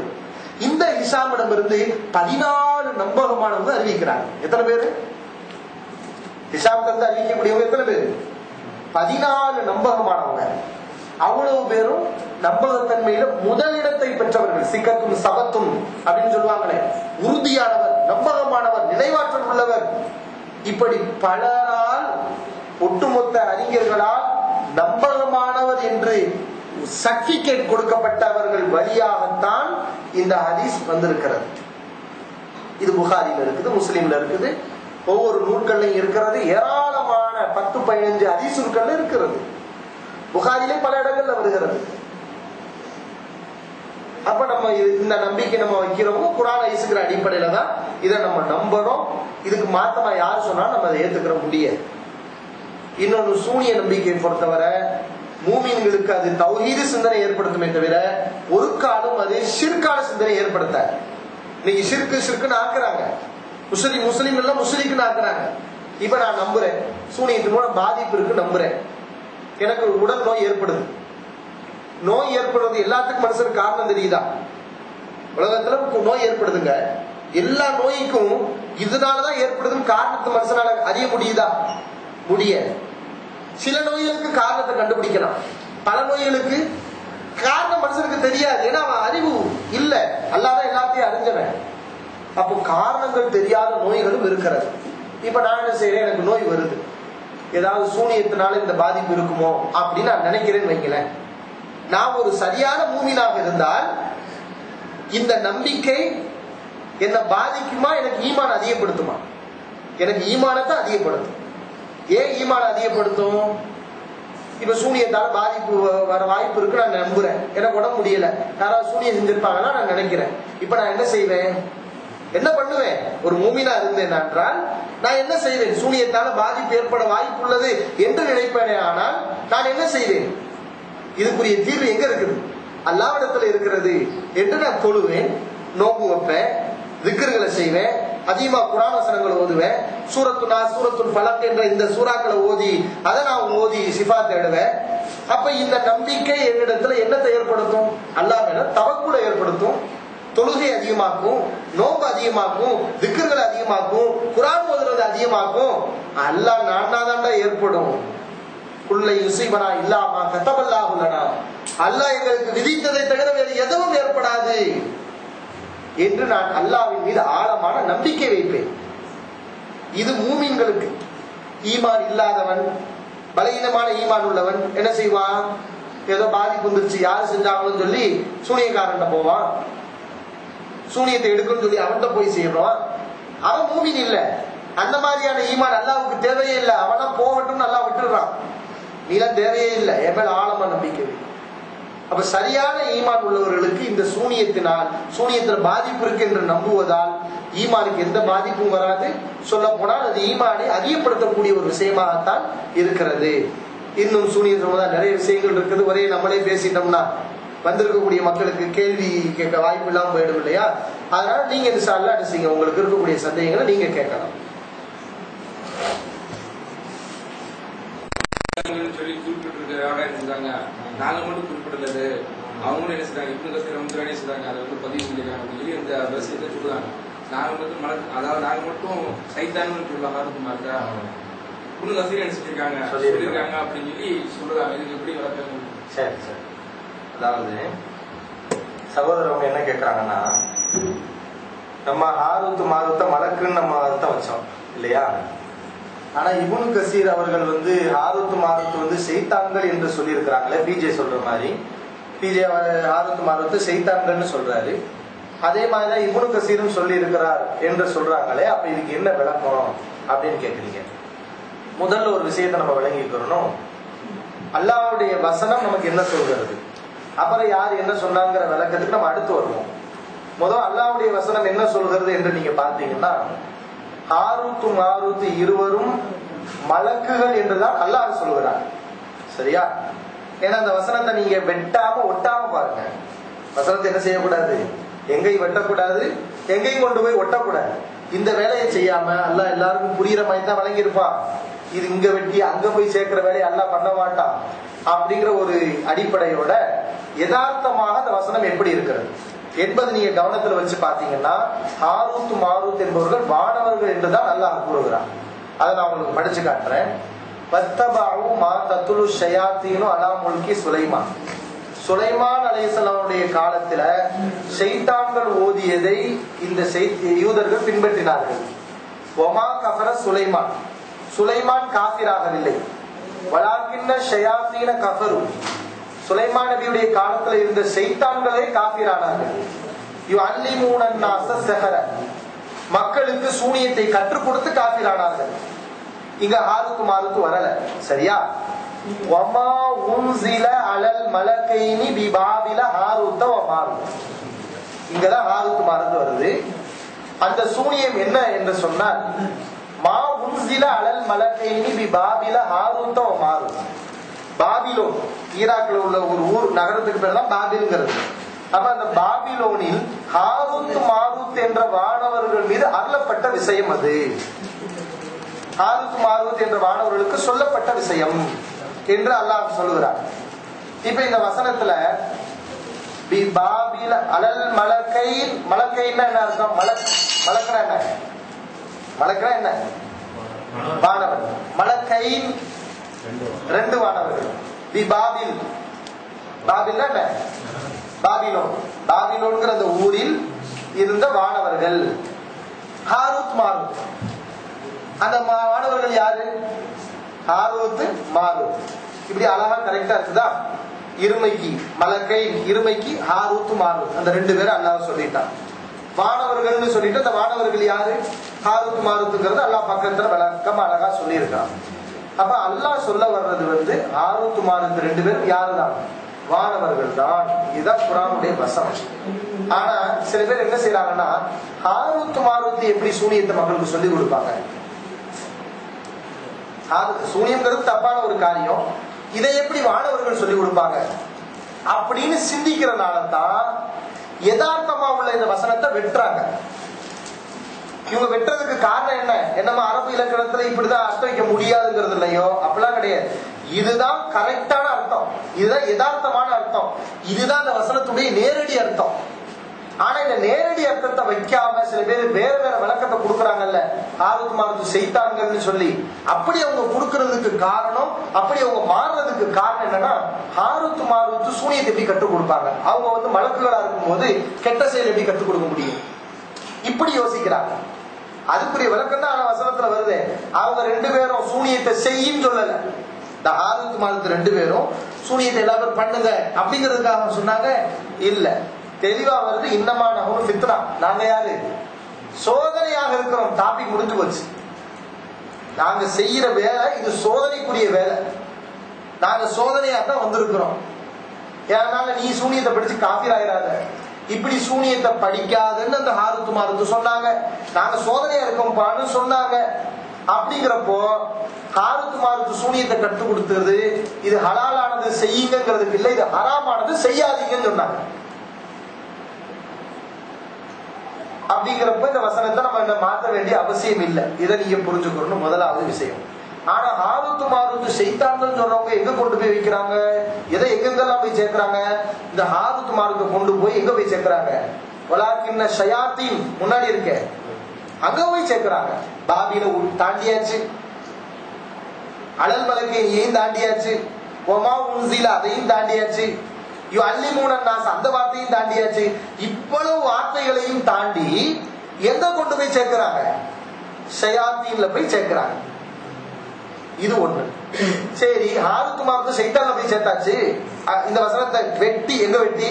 மலக்கைனி பாபில ஹாரூத் மாரூத் ஒண்ணா இருக்குது. இங்க ஒரு வெட்டி என்ன வெட்டி? ஹாரூத் மாரூத் துண்டாக்கி இந்த ஹாரூத் மாரூத் கொண்டு போய் ஷைத்தான்ல சேர்த்து. அப்ப வானவர்கள் வருது, அதை எங்க போய் சேர்ப்பீங்க? அது எங்க போய் சேர்க்கணும் தெரியுமா? அந்த வசனத்துக்கு ஒரு 5 வசனத்துக்கு முன்னாடி தாண்டி எங்க போய், இந்த மலக்கைனிக்கு முன்னாடி 4-5 வசனத்துக்கு முன்னாடி போனீங்கன்னா ஜிப்ரீல் மீகால பத்தி எல்லாம் எங்கேயோ பேசுறான். அங்க கொண்டு போய் இதை சேர்க்கிறாங்க. அல்லாஹ் இப்படியா பேசுவான்? அல்லாஹ்வுடைய வார்த்தை இப்படியா குழப்புற மாதிரி இருக்கும்? மலக்கைனியை கொண்டு போய் 4-5 வசனத்துக்கு முன்னாடி போய் சேர்த்து, ஹாரூத் மாரூத் கொண்டு போய் முன்னாடி உள்ள ஷயாத்தீன்ல போய் சேர்த்து, அப்ப இவ்வளவு ஒரு தப்பான விளக்கம் தான் இந்த விளக்கம். எந்த விளக்கம்? ஹாரூத் மாரூத் வந்து ஷைத்தான்கள்ங்கிற விளக்கம், அல்லாஹ்வுடைய வசனங்களை வெட்டக்கூடிய விளக்கம், துண்டாடக்கூடிய விளக்கம். அந்த விளக்கத்தை நம்ம ஏத்துக்கவே முடியாது. சரி, அப்ப இப்னு கசீர் அப்படி சொல்லியிருக்காங்களே அப்படின்னு கேக்குறாங்க. இப்னு கசீர் அப்படி சொல்லல, அதுதான் முக்கியமான விஷயம். இப்னு கசீர் என்ன சொன்னாரு தெரியுமா? இப்னு கசீர் சொன்னது ஹாரூத் மாரூத்ங்கிறது வந்து மலக்கு தானே இப்னு கசீர் சொன்னார். ஹாரூத் மாரூத்தை கொண்டு போய் ஜிப்ரீல சேர்க்கணும், மலக்கையை கொண்டு போய் ஜிப்ரீல சேர்க்கணும், இந்த வசனத்தை வந்து இப்படி வச்சுக்கணும் அப்படி வச்சுக்கணும்னு சொன்னாங்களே, அதுவெல்லாம் தவறு என்றுதான் இப்னு கசீர் சொன்னார். இப்னு கசீர் அழகா கோட் பண்றாரு, ஒரு கசீரும் மின ஸலஃப், அதிகமான சலஃபுகள் எந்த கருத்துல இருக்கிறாங்க? ஹாரூத் மாரூத் ரெண்டு பேர் மாணவர்கள்ங்கிற கருத்துல தான் இருக்கிறாங்கன்னு அழகா அவர் கோட் பண்றாரு. கோட் பண்ணிட்டு இந்த கேள்விக்கு பதிலும் சொல்ற. எந்த கேள்விக்கு? ஹாரூத் மாரூத் மாணவர்கள் அவங்க எப்படி சூனியத்தை கத்து கொடுப்பாங்க, அந்த கேள்விக்கு அழகா பதில் சொல்றாரு. அவங்க சோதனையா இருந்தாங்க, அந்த அடிப்படையில் அவங்க கத்து கொடுத்தாங்க அப்படின்னு அழகா விளக்கம் சொல்ற. இந்த கருத்தை சொன்னது யாருன்னா இமாம் குர்துபி ரஹிமஹுல்லாஹ். யார் சொன்னா? இந்த ஹாரூத் மாரூத் வந்து மலக்கு கிடையாது ஷைத்தான்கள் சொன்னது இமாம் குர்துபி. ஒவ்வொரு ஆளும் ஒரு கருத்து சொல்லுவாங்க, அதெல்லாம் நம்ம ஏற்றுக்கொள்ள வேண்டிய அவசியம் இல்லை. வசனத்தை நேரடியாக என்ன சொல்லுதோ அதுதான் நான் நம்ப முடியும். குர்துபி இமாம நம்ம ஈமான் கொள்ளல, அவர் மனிதர் தான். அவர் இமாம் குர்துபி சொன்னார், அவர் சொன்னதை பிஜே எடுத்து சொல்லியிருக்கார். இது ஒரு விஷயம்.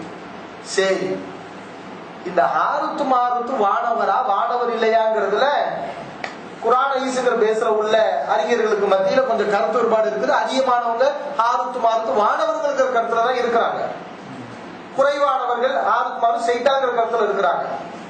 அப்படி வேணா இருக்கலாம். ஆனா இவங்க யாருக்கும் இந்த வசனத்துல சொல்லப்படக்கூடிய சூனியத்தினால பாதிப்பு ஏற்படுங்கிறதுல கருத்து வேறுபாடே இல்லை. எதுல கருத்து வேறுபாடு இல்லை?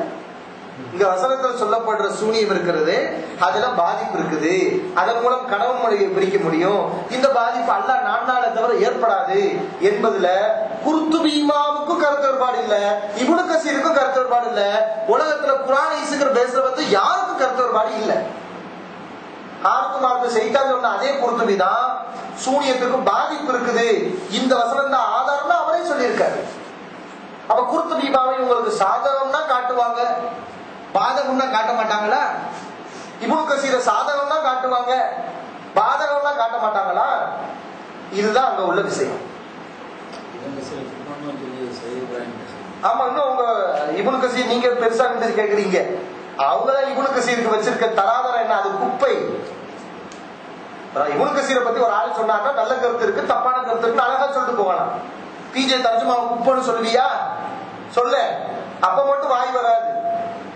ஆனா பெரிய நல்ல அறிஞர்கள் இஸ்லாத்துக்காக பாடுபட்டவங்க அவங்க எழுத தஃசீரை குப்பைன்னு சாதாரணமா சொல்லுவாங்களா? எல்லா கிதாபுகள்லயும் நல்ல கருத்து இருக்கு தப்பான கருத்து இருக்கு அப்படின்னு அழகா நாகரிகமா சொல்லி போறதை விட்டுட்டு தப்பான கருத்தை எடுத்துக்கிற மாட்டேன் நல்ல கருத்தை எடுத்துக்கணும்னு சொன்னா இப்னு கசீர் எல்லாம் குப்பை அப்படின்னு சொன்னா, அப்ப நீங்க எழுதுறது மட்டும் சொக்க தங்கமா? அது மட்டும் வைரமா? உங்க இதுல எவ்வளவு வழிகேடுகள் இருக்கு, எவ்வளவு தப்பான கருத்துக்கள் இருக்குது. அப்ப இந்த மாதிரி வந்து அப்படி பாத்தீங்கன்னா உலகத்துல எல்லாமே குப்பை தான். ஏன்னா எல்லா மனசும் தப்பு செஞ்சிருப்பான், எல்லா மனசும் ஏதாவது தப்பான கருத்துக்களை எழுதிதான் வச்சிருப்பாங்க.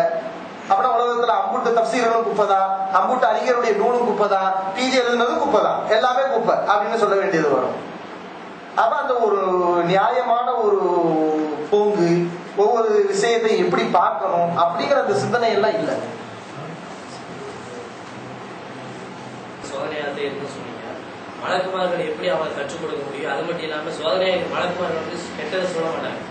சூனியம் இருக்குதுன்னா மலக்குமார்கள் கெட்டதை சொல்ல மாட்டாங்க, அவங்க சோதனையா இருக்க மாட்டாங்க. அல்லாஹ் வந்து மலக்குமார்கள் ஒரு தரத்தை வச்சிருக்காங்க, அவங்க வந்து வணங்கத்திற்கு அல்லாஹ் எப்பவுமே வணங்கிட்டு இருப்பாங்க, அது வேற விஷயம். இப்ப நீங்க வந்து சோதனையா இருக்குன்னு சொல்லும்போது மலக்குமார்கள் சோதனையா இருக்க மாட்டாங்க. ஜின்கள் சொன்னாங்கன்னா ஷைத்தானோட இடங்கள் அவங்கலாம், அப்ப அவங்களால சோதனையா இருக்க முடியும். அப்ப நீங்க ஜின்கள் வரலாம், அது ஷைத்தான் வரலாம்ல, நீங்க மலக்குமார்கள் சொல்லுங்க. சரி சகோதரவங்க, நம்ம ஏற்கனவே சொன்ன விளக்கத்துலதான் கேட்கிறாங்க, மலக்குமார்கள்ங்கிறவங்க வந்து சூனியத்தை எப்படி கற்றுக் கொடுப்பாங்க? ஏன்னா அது பாவமான விஷயமா இருக்கும்போது அதை எப்படி அவர்கள் மக்களுக்கு சொல்வார்கள், அதை எப்படி மக்களுக்கு அவர்கள் போதிப்பார்கள் அப்படின்னு கேட்குறீங்க. பொதுவாக அல்லாஹ் ரப்பல் ஆலமீன் தீமைகளை ஏவ மாட்டான்னு குர்ஆன்ல வசனங்கள் வருதுல. இன்னஹு லா யஅமுரு பிஸ்ஸூஇ வல் ஃபஹ்ஷா, அல்லாஹ் வந்து மானக்கேடானதை தீவையானதை ஏவ மாட்டான் அப்படின்னா. வானவர்கள் ஒரு காரியத்தை செய்யறாங்கன்னா அல்லாஹ் சொல்லித்தான் செய்வாங்க. அல்லாஹ் சொல்லாம என்ன செய்ய மாட்டாங்க, செய்ய மாட்டாங்க. இது பொதுவான விதி. பொதுவாக அல்லாஹ் வானவர்கள் நல்ல தீயதை ஏவ மாட்டார்கள் அப்படிங்கிறது. இப்ப இந்த வசனத்துல ஆறுக்கு மாறுக்கு சூனியத்தை மக்களுக்கு கத்துக் கொடுத்தாங்கன்னு சொல்றோம்ல, கத்துக் கொடுத்தாங்கன்னு, இதையும் அந்த வசனத்துக்கு முரண் இல்லாம நம்ம புரியணும். ஒவ்வொன்றையும் முரண் நினைச்சதுனாலதான் வசனங்களுடைய அர்த்தங்களை எல்லாம் மாத்துறாங்க. இப்ப இந்த ஹாரூத் மாரூத் சைத்தான்கள் வைக்கணும், மலக்கள் வைக்க கூடாது என்ற ஒரு சிந்தனைக்கு ஏன் வர்றாங்க? அந்த வசனம் தான். எந்த வசனம்? வானவர்கள் வந்து நல்ல விஷயத்தை தான் ஏவுவார்கள் அப்படிங்கிற அந்த வசனம். அல்லாஹ் நல்ல விஷயத்தை தான் ஏவுவான் அப்படிங்கிறப்ப சூனியத்தை எப்படி மக்கள் கற்றுக் கொடுக்க சொல்லியிருப்பாங்களா? வானவர்கள் எப்படி சொல்லியிருப்பாங்க? இப்படி சம்பந்தம் இல்லாம கான்ட்ரவர்ஸை ஏற்படுத்துறதுனாலதான் வசனத்துடைய யதார்த்தமான அர்த்தத்தை மாத்திடுறாங்க. அதனால இப்படி வச்சுக்கிறணும், அதனால அப்படி அங்க கொண்டு போய் சேர்க்கணும் அப்படின்னு முடிவு எடுக்கிறாங்க. ஆனா அந்த வசனத்துக்கும் இங்க ஹாரூத் மாரூத் சூனியத்தை கத்துக் கொடுக்கறதுக்கு எந்த முரணும் இல்லை. ஏன்னா இங்க ஹாரூத் மாரூத் சூனியத்தை கத்துக் கொடுக்கறாங்கல்ல, கத்துதான் கொடுக்கறாங்களே தவிர அதை செய்யும் சொன்னாங்களா? ஹாரூத் மாரூத் சூனியத்தை கத்துக் கொடுக்கறாங்களே தவிர இதை நீ செய்யலாம்னு சொன்னாங்களா? அவங்க சொன்னது என்ன? என்ன சொன்னாங்க? செய்யாதேன்னு சொன்னாங்க. லா தக்ஃபுர், நீ காபிராகி விடாதே அப்படிதான் சொன்னாங்க. காபிராகி விடாதேன்னு சொன்னாங்க. அப்ப நாங்க எதுக்கு சொல்லி கொடுக்கிறோம்? நாங்க சோதனையாக இருக்கிறோம். இது வந்து நம்மளா சொன்ன விளக்கமா இருந்தா நீங்க கேட்கலாம். நீங்களா எப்படி மாணவர்கள் சோதனைன்னு சொல்லலாம்? எல்லாம் சொல்றாங்க. இன்னமா நஹ்னு ஃபித்னா.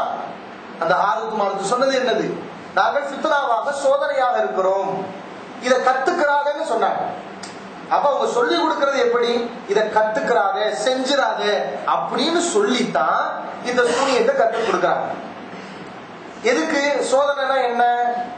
இவன் கத்துக்கிறானா இல்லையா? கத்துக்கிட்டா அவன் காபிரா போயிருவேன், கத்துக்கிறான்னா மூமினா இருப்பேன். அப்ப அல்லாஹ் டெஸ்ட் பண்ண நினைக்கிறான். அல்லாஹ் மக்களை டெஸ்ட் பண்ண நினைத்தால் அவன் நாடி எதை செய்வான். அந்த வசனங்கள் சொல்றது அல்லாஹ் ஏவ மாட்டான், தீமையை ஏவ மாட்டான்னா அது அல்லாஹ் சட்டமாக்க மாட்டான். தீமையை செய்யணும் சட்டமாக்க மாட்டான், அது அதனுடைய அர்த்தம். அல்லாஹ் மானக்கேடானதை ஏவ மாட்டான்னா அதுக்கு அர்த்தம் என்ன? மானக்கேடான செய்யணும் உனக்கு சொல்ல மாட்டான். இங்க ஹாரூத் மாரூத் சூனியத்தை வந்து நீங்க செய்யுங்க போங்கன்னு சொன்னாங்களா? இது சூனியம் வந்து உங்களுக்கு ஹலால் தான், நீங்களா செஞ்சுக்கலாம் அப்படி அவங்க செஞ்சாங்களா? இல்லையே. அவங்க சொன்னது என்ன? சூனியத்தை செய்யாதீங்கன்னு தானே சொன்னாங்க. கத்துக் கொடுக்கிற ஒரு வேலையை செஞ்சாங்க, அவ்வளவுதான். அது அல்லாஹ் ரப்புல் ஆலமீன் மனிதர்களை சோதிக்க நினைத்தால் எப்படியும் செய்வான். யஃஅலு மா யுரீத், அவன் நாடியதை செய்யக்கூடியவன். ஃபஅல் லிமா யுரீத், அவன் நாடியதை செய்து முடிக்கக்கூடியவன். அலாஹுல் ஹல்க் வல் அம்ர், அல்லாஹ்வுக்கே அதிகாரம் அனைத்தும் இருக்கிறது. அடியார்கள் அல்லாஹ் எப்படி வேணா சோதிப்பான். தஜ்ஜாலையும் அல்லாஹ் அனுப்புவான். அந்த ஹதீஸ்லாம் படிச்சிருக்கீங்கல்ல, தஜ்ஜால் வந்து என்ன செய்வான்? வானமே மழை பெய்யும்னு சொல்லுவான், மழை பெய்யும். பூமியை நீ செடி கொடிகளை முளைப்பிக்க வேண்டியதானு சொல்லுவான், செடி கொடிய பூமியை வெளிப்படுத்தும். அப்போ அல்லாஹ் சோதனை செய்ய நினைக்கும் போது அடியார்களை சோதிக்கிறதுக்கு என்னென்ன ஏற்பாடுகள் வேணா செய்வான். அடியார்களை சோதிக்கணும்னா ஈமான்ல உறுதியா இருக்கானா இல்லையா என்று அல்லாஹ் சோதிக்க நினைத்தால் என்ன ஏற்பாடு வேணாலும் செய்வான். அதுக்கு உதாரணம் தஜ்ஜால். தஜ்ஜால் வருவான், மழை பெய்யும் சொல்லுவான், மழை பெய்யும். பூமி வந்து நீ செடி கொடிகளை வெளிப்படுத்தும் சொல்லுவான், பூமி செடி கொடியை வெளிப்படுத்தும். மலையளவுக்கு ரொட்டி துண்டு அவன்கிட்ட இருக்கும். அவன் பெரிய ஆரையை தன்னுடைய கையில வச்சிருப்பான். சொர்க்க நரகம் மாதிரி ஒரு ஜெராக்ஸை, ஒரு காப்பியவே கொண்டு வருவான். ஒரு மனுஷனை ரெண்டா வெட்டுவான், சாவடிப்பான், மறுபடியும் உயிரை கொடு எழு அப்படின்னு சொல்லுவான், அவன் எழுந்து வருவான். அப்ப இவ்வளவு சக்தி இதெல்லாம் மனுஷனுக்கு இருக்குதா? இதெல்லாம் மனுஷனுக்கு நார்மலா இருக்குதா? இல்ல. ஆனா அல்லாஹ் தஜ்ஜாலுக்கு கொடுக்குறானே, கொடுத்தவன் என்ன சொல்லுவான்? தஜ்ஜால் நான் அல்லாஹ் அப்படின்பா. நிறைய பேர் விவரம் இல்லாதவன் அவனை நம்புவான். அல்லாஹ் என்ன செய்யறான்? அப்படி நம்புறவன் போ, எனக்கு உன் நம்பிக்கை எனக்கு வேண்டாம். இப்படி இவனை நம்புவேன்னு சொன்னா உன் நம்பிக்கை எனக்கு வேண்டாம், நீ போய் தொலை அப்படின்னு அல்லாஹ் சொல்லிடுறான். ஆனா இப்படிலாம் இவன் செஞ்சாலும் அல்லாஹ் வந்து ஒன்றக்க நல்ல, அல்லாஹ் வந்து காஃபி இப்படி எழுதி இருக்காது, இவன் மாதிரி மனுஷனுக்கு அல்லாஹ் வந்து அவனுடைய தன்மையை வேற ரசூலா எச்சரிச்ச தஜ்ஜால் இவன் அப்படின்னு சொல்லி மூமின்கள் உறுதியா இருப்பாங்க. அப்ப அல்லாஹ் சோதிக்க நினைத்தால் என்ன வேணாலும் செய்வான். பாருங்க, இல்லாத சக்தியை கூட தஜ்ஜாலுக்கு கொடுக்குறான். சாமிலி வந்து ஒரு காளை மாட்டை செஞ்சான். அல்லாஹ் என்ன பண்ணா? அந்த மாட்டுக்கு சத்தத்தை ஏற்படுத்தக்கூடிய ஒரு சக்தியை கொடுத்தானா இல்லையா? சத்தம் ஏற்படுத்தக்கூடிய ஒரு உடல் உள்ள காளை மாற்றை அவன் செய்தான் என்று அல்லாஹ் சொல்லுகிறான். அப்ப ஏன் அல்லாஹ் அப்படி சொல்றான் செய்யறான்? அல்லாஹ் வந்து இப்படி வந்து காபிராக்குவானா அப்படின்னு கேட்டா, அல்லாஹ் ஈமான டெஸ்ட் பண்ணுவான். அந்த மாட்டுக்கு திடீர்னு ஒரு சத்தம் ஏற்படுத்துது, அந்த தன்மை அல்லாஹ் கொடுக்குறான். ஏன் கொடுக்குறான்? அப்பதான் அந்த மாட்டை எவன் வணங்குறான், அல்லது இந்த மாட்டை வணங்காம அல்லாஹ்வை எவன் வணங்குறான், ஈமான்ல எவன் உறுதியா இருக்கிறான் என்று அல்லாஹ் சோதிக்க நினைக்கிறான், டெஸ்ட் பண்ணுவான். சனிக்கிழமை மீன் பிடிக்க கூடாதுன்னு அல்லாஹ் சொன்னான். ஆனா என்னைக்கு மீன் பிடிக்க கூடாதுன்னா அன்னைக்கு தான் அல்லாஹ் மீனை வர வச்சான். அப்ப அல்லாஹ் எப்படி மனிதர்களை வழி கெடுப்பான்? இப்படிலாம் மீன் வந்ததுனாலதானே அவன் போய் மீனை பிடிச்சா ஹராம செஞ்சான் அப்படின்னு கேட்கலாமா? தஜ்ஜாலுக்கு இப்படி சக்தியை கொடுத்தனால தஜ்ஜாலை நம்பி நிறைய பேர் காஃபிரா போறான், அப்ப அல்லாஹ் இப்படி செய்வானான்னு கேட்கலாமா? சாமிக்கு இந்த காலமாட்டு சத்தம் வந்ததுனால தானே அதை நம்பி நிறைய பேர் காலமாட்டை வணங்குனாங்க, அப்ப அல்லாஹ் இப்படி காஃபிராக்குவான மனுஷர்கள் கேட்கலாமா? அல்லாஹ் அடியார்களை சோதிக்க நினைத்தால் என்னமும் செய்வான். அதை நம்ம கேள்வி கேட்கவே முடியாது, அவன் அதிகாரம். அப்படித்தான் இந்த சூனியத்தை இவன் கத்து காஃபிரா போறானா இல்லையா என்று அல்லாஹ் சோதிக்க நினைக்கிறான். சோதிக்க நினைக்கும் போது வானவர்களை அனுப்பி அந்த சூனிய கலையை அல்லாஹ் மனிதர்களுக்கு கற்றுத்தர செய்கிறான். அப்படி கற்றுத்தரும் போது இது ஹராம் என்ற ஒரு விஷயத்தையும் அவர்களுக்கு புரிய வைக்கிறான். ஹராம்லாம் பரவாயில்லங்க, நான் செய்யத்தான் செய்வேன் என்று ஈமானை இழந்து வர்றானே அவன் தான் அதை போய் படிக்கிறான். அதனால இந்த ஹாருத்து மாருத்து வானவர்கள்னு சொல்றதுல எந்த மாணவர்கள் பொதுவாக நன்மையை தான் ஏவுவாங்க. ஆனா இந்த விஷயம் பர்டிகுலரான விஷயம். எந்த விஷயம்? ஹாருத்து மாருத்து இந்த இடத்துல சூனியத்தை கற்றுக் கொடுத்ததுங்கிறது இந்த இடத்துல மட்டும் ஒரு விதிவிலக்கலாக அல்லாஹ் ஏற்படுத்திய ஏற்பாடு தான் அது. அதுவும் சூனியத்தை ஹலால் என்று சட்டமாக்குவதற்காக அந்த மாணவர்கள் அதை செய்யல, சோதனைக்காக அது ஹராம் என்று சொல்லி மக்களுக்கு சொன்னாங்க. ஏன்னா அல்லாஹ் வந்து மனிதருடைய ஈமான்களை சோதிக்க நினைத்ததற்காக செஞ்ச ஏற்பாடு தான் இது. அதனால இதை நம்ம பாரதூரமாக நினைக்க வேண்டிய அவசியம் இல்லை. அப்படி நம்ம போனோம்னா வசனங்களை எல்லாம் நம்ம வெட்ட வேண்டிய துண்டாட வேண்டிய ஒரு நிலை வருது. அல்லாஹ் ரசூல் சொன்னா நம்ம நம்பிட்டு போயிட்டே இருக்க வேண்டியதுதான். இப்ப இதுல யாருக்கு என்ன மாற்ற கருத்து வரப்போகுது? இப்ப நம்புறதுனால என்ன பிரச்சனைங்கிறன? ஹாருத்து மாருத்து அவன் வானவர்கள் தான், அவங்க சூனியத்தை கத்துக் கொடுத்தாங்க, ஆனா அது ஹராம், அது செய்யக்கூடாது. இப்ப நம்புறதுனால என்ன பிரச்சனை? சூனியம் ஹலால் ஆகும் போதா? சூனியத்தை எல்லா பேரும் செய்ய போறோமா? நம்ம ஒண்ணும் இல்லையே. தேவையில்லாம நம்ம தர்க்கம் பண்றதை விட்டுட்டு வசனத்துல என்ன இருக்கோ அதை நம்ம நம்பிட்டு போக வேண்டியதுதான். சூனியத்தை நம்புவோர் சொர்க்கம் சொல்ல மாட்டான்னு அகமதுல பதிவு. சரி, சகோதரர்கள் நல்ல ஒரு செய்தியை சொல்லி காட்டி கேட்கிறாங்க. சூனியத்தை நம்பக்கூடியவர் சொர்க்கம் போக மாட்டார் அப்படிங்கிற கருத்துல அகமதுல ஒரு ஹதீஸ் இருக்குது. அந்த ஹதீஸுடைய விளக்கம் என்ன அப்படின்னு கேட்கிறாங்க. அகமதுல ஒரு ஹதீஸ் இருக்குது, லா யதுகுலுல் ஜன்னத ஆக்கும் வலா மூமினும் பிஸ்ஸஹர். பெற்றோர்களை நோயினை செய்யக்கூடியவன், சிகரை நம்பியவன் சொர்க்கம் போக மாட்டான் அப்படின்னு ஒரு ஹதீஸ் இருக்குது. அதைத்தான் இவங்க சொல்லி காட்டுறாங்க. இந்த ஹதீஸ் வந்து சூனியத்தை நம்ம நம்ப கூடாதுன்னு சொல்லுதே. கருத்தை பார்த்தோம்னா வெளிப்படையில பார்த்தா எப்படி என்ன கருத்து தருது? சூனியத்தை நம்பியவன் சொர்க்கம் போக முடியாது, அப்ப சூனியத்தை நம்ப கூடாது, சூனியத்தை நம்ப கூடாதுங்கிற கருத்து வருது அப்படின்னு கேக்குறீங்க. முதல்ல இந்த ஹதீஸ்ல சூனியத்துல பாதிப்பு இருக்கிறது என்று நம்ப கூடாதுன்னு இல்ல. ஹதீஸ் எப்படி இருக்குன்னா, சூனியத்தை நம்ப கூடாதுன்னு இருக்கே தவிர சூனியத்தால் பாதிப்பு ஏற்படும் என்று நம்ப கூடாதுன்னு அந்த பாதிப்பை பத்தி அந்த ஹதீஸ் பேசவே இல்லை. அதை நீங்க விளங்கிக்கணும்.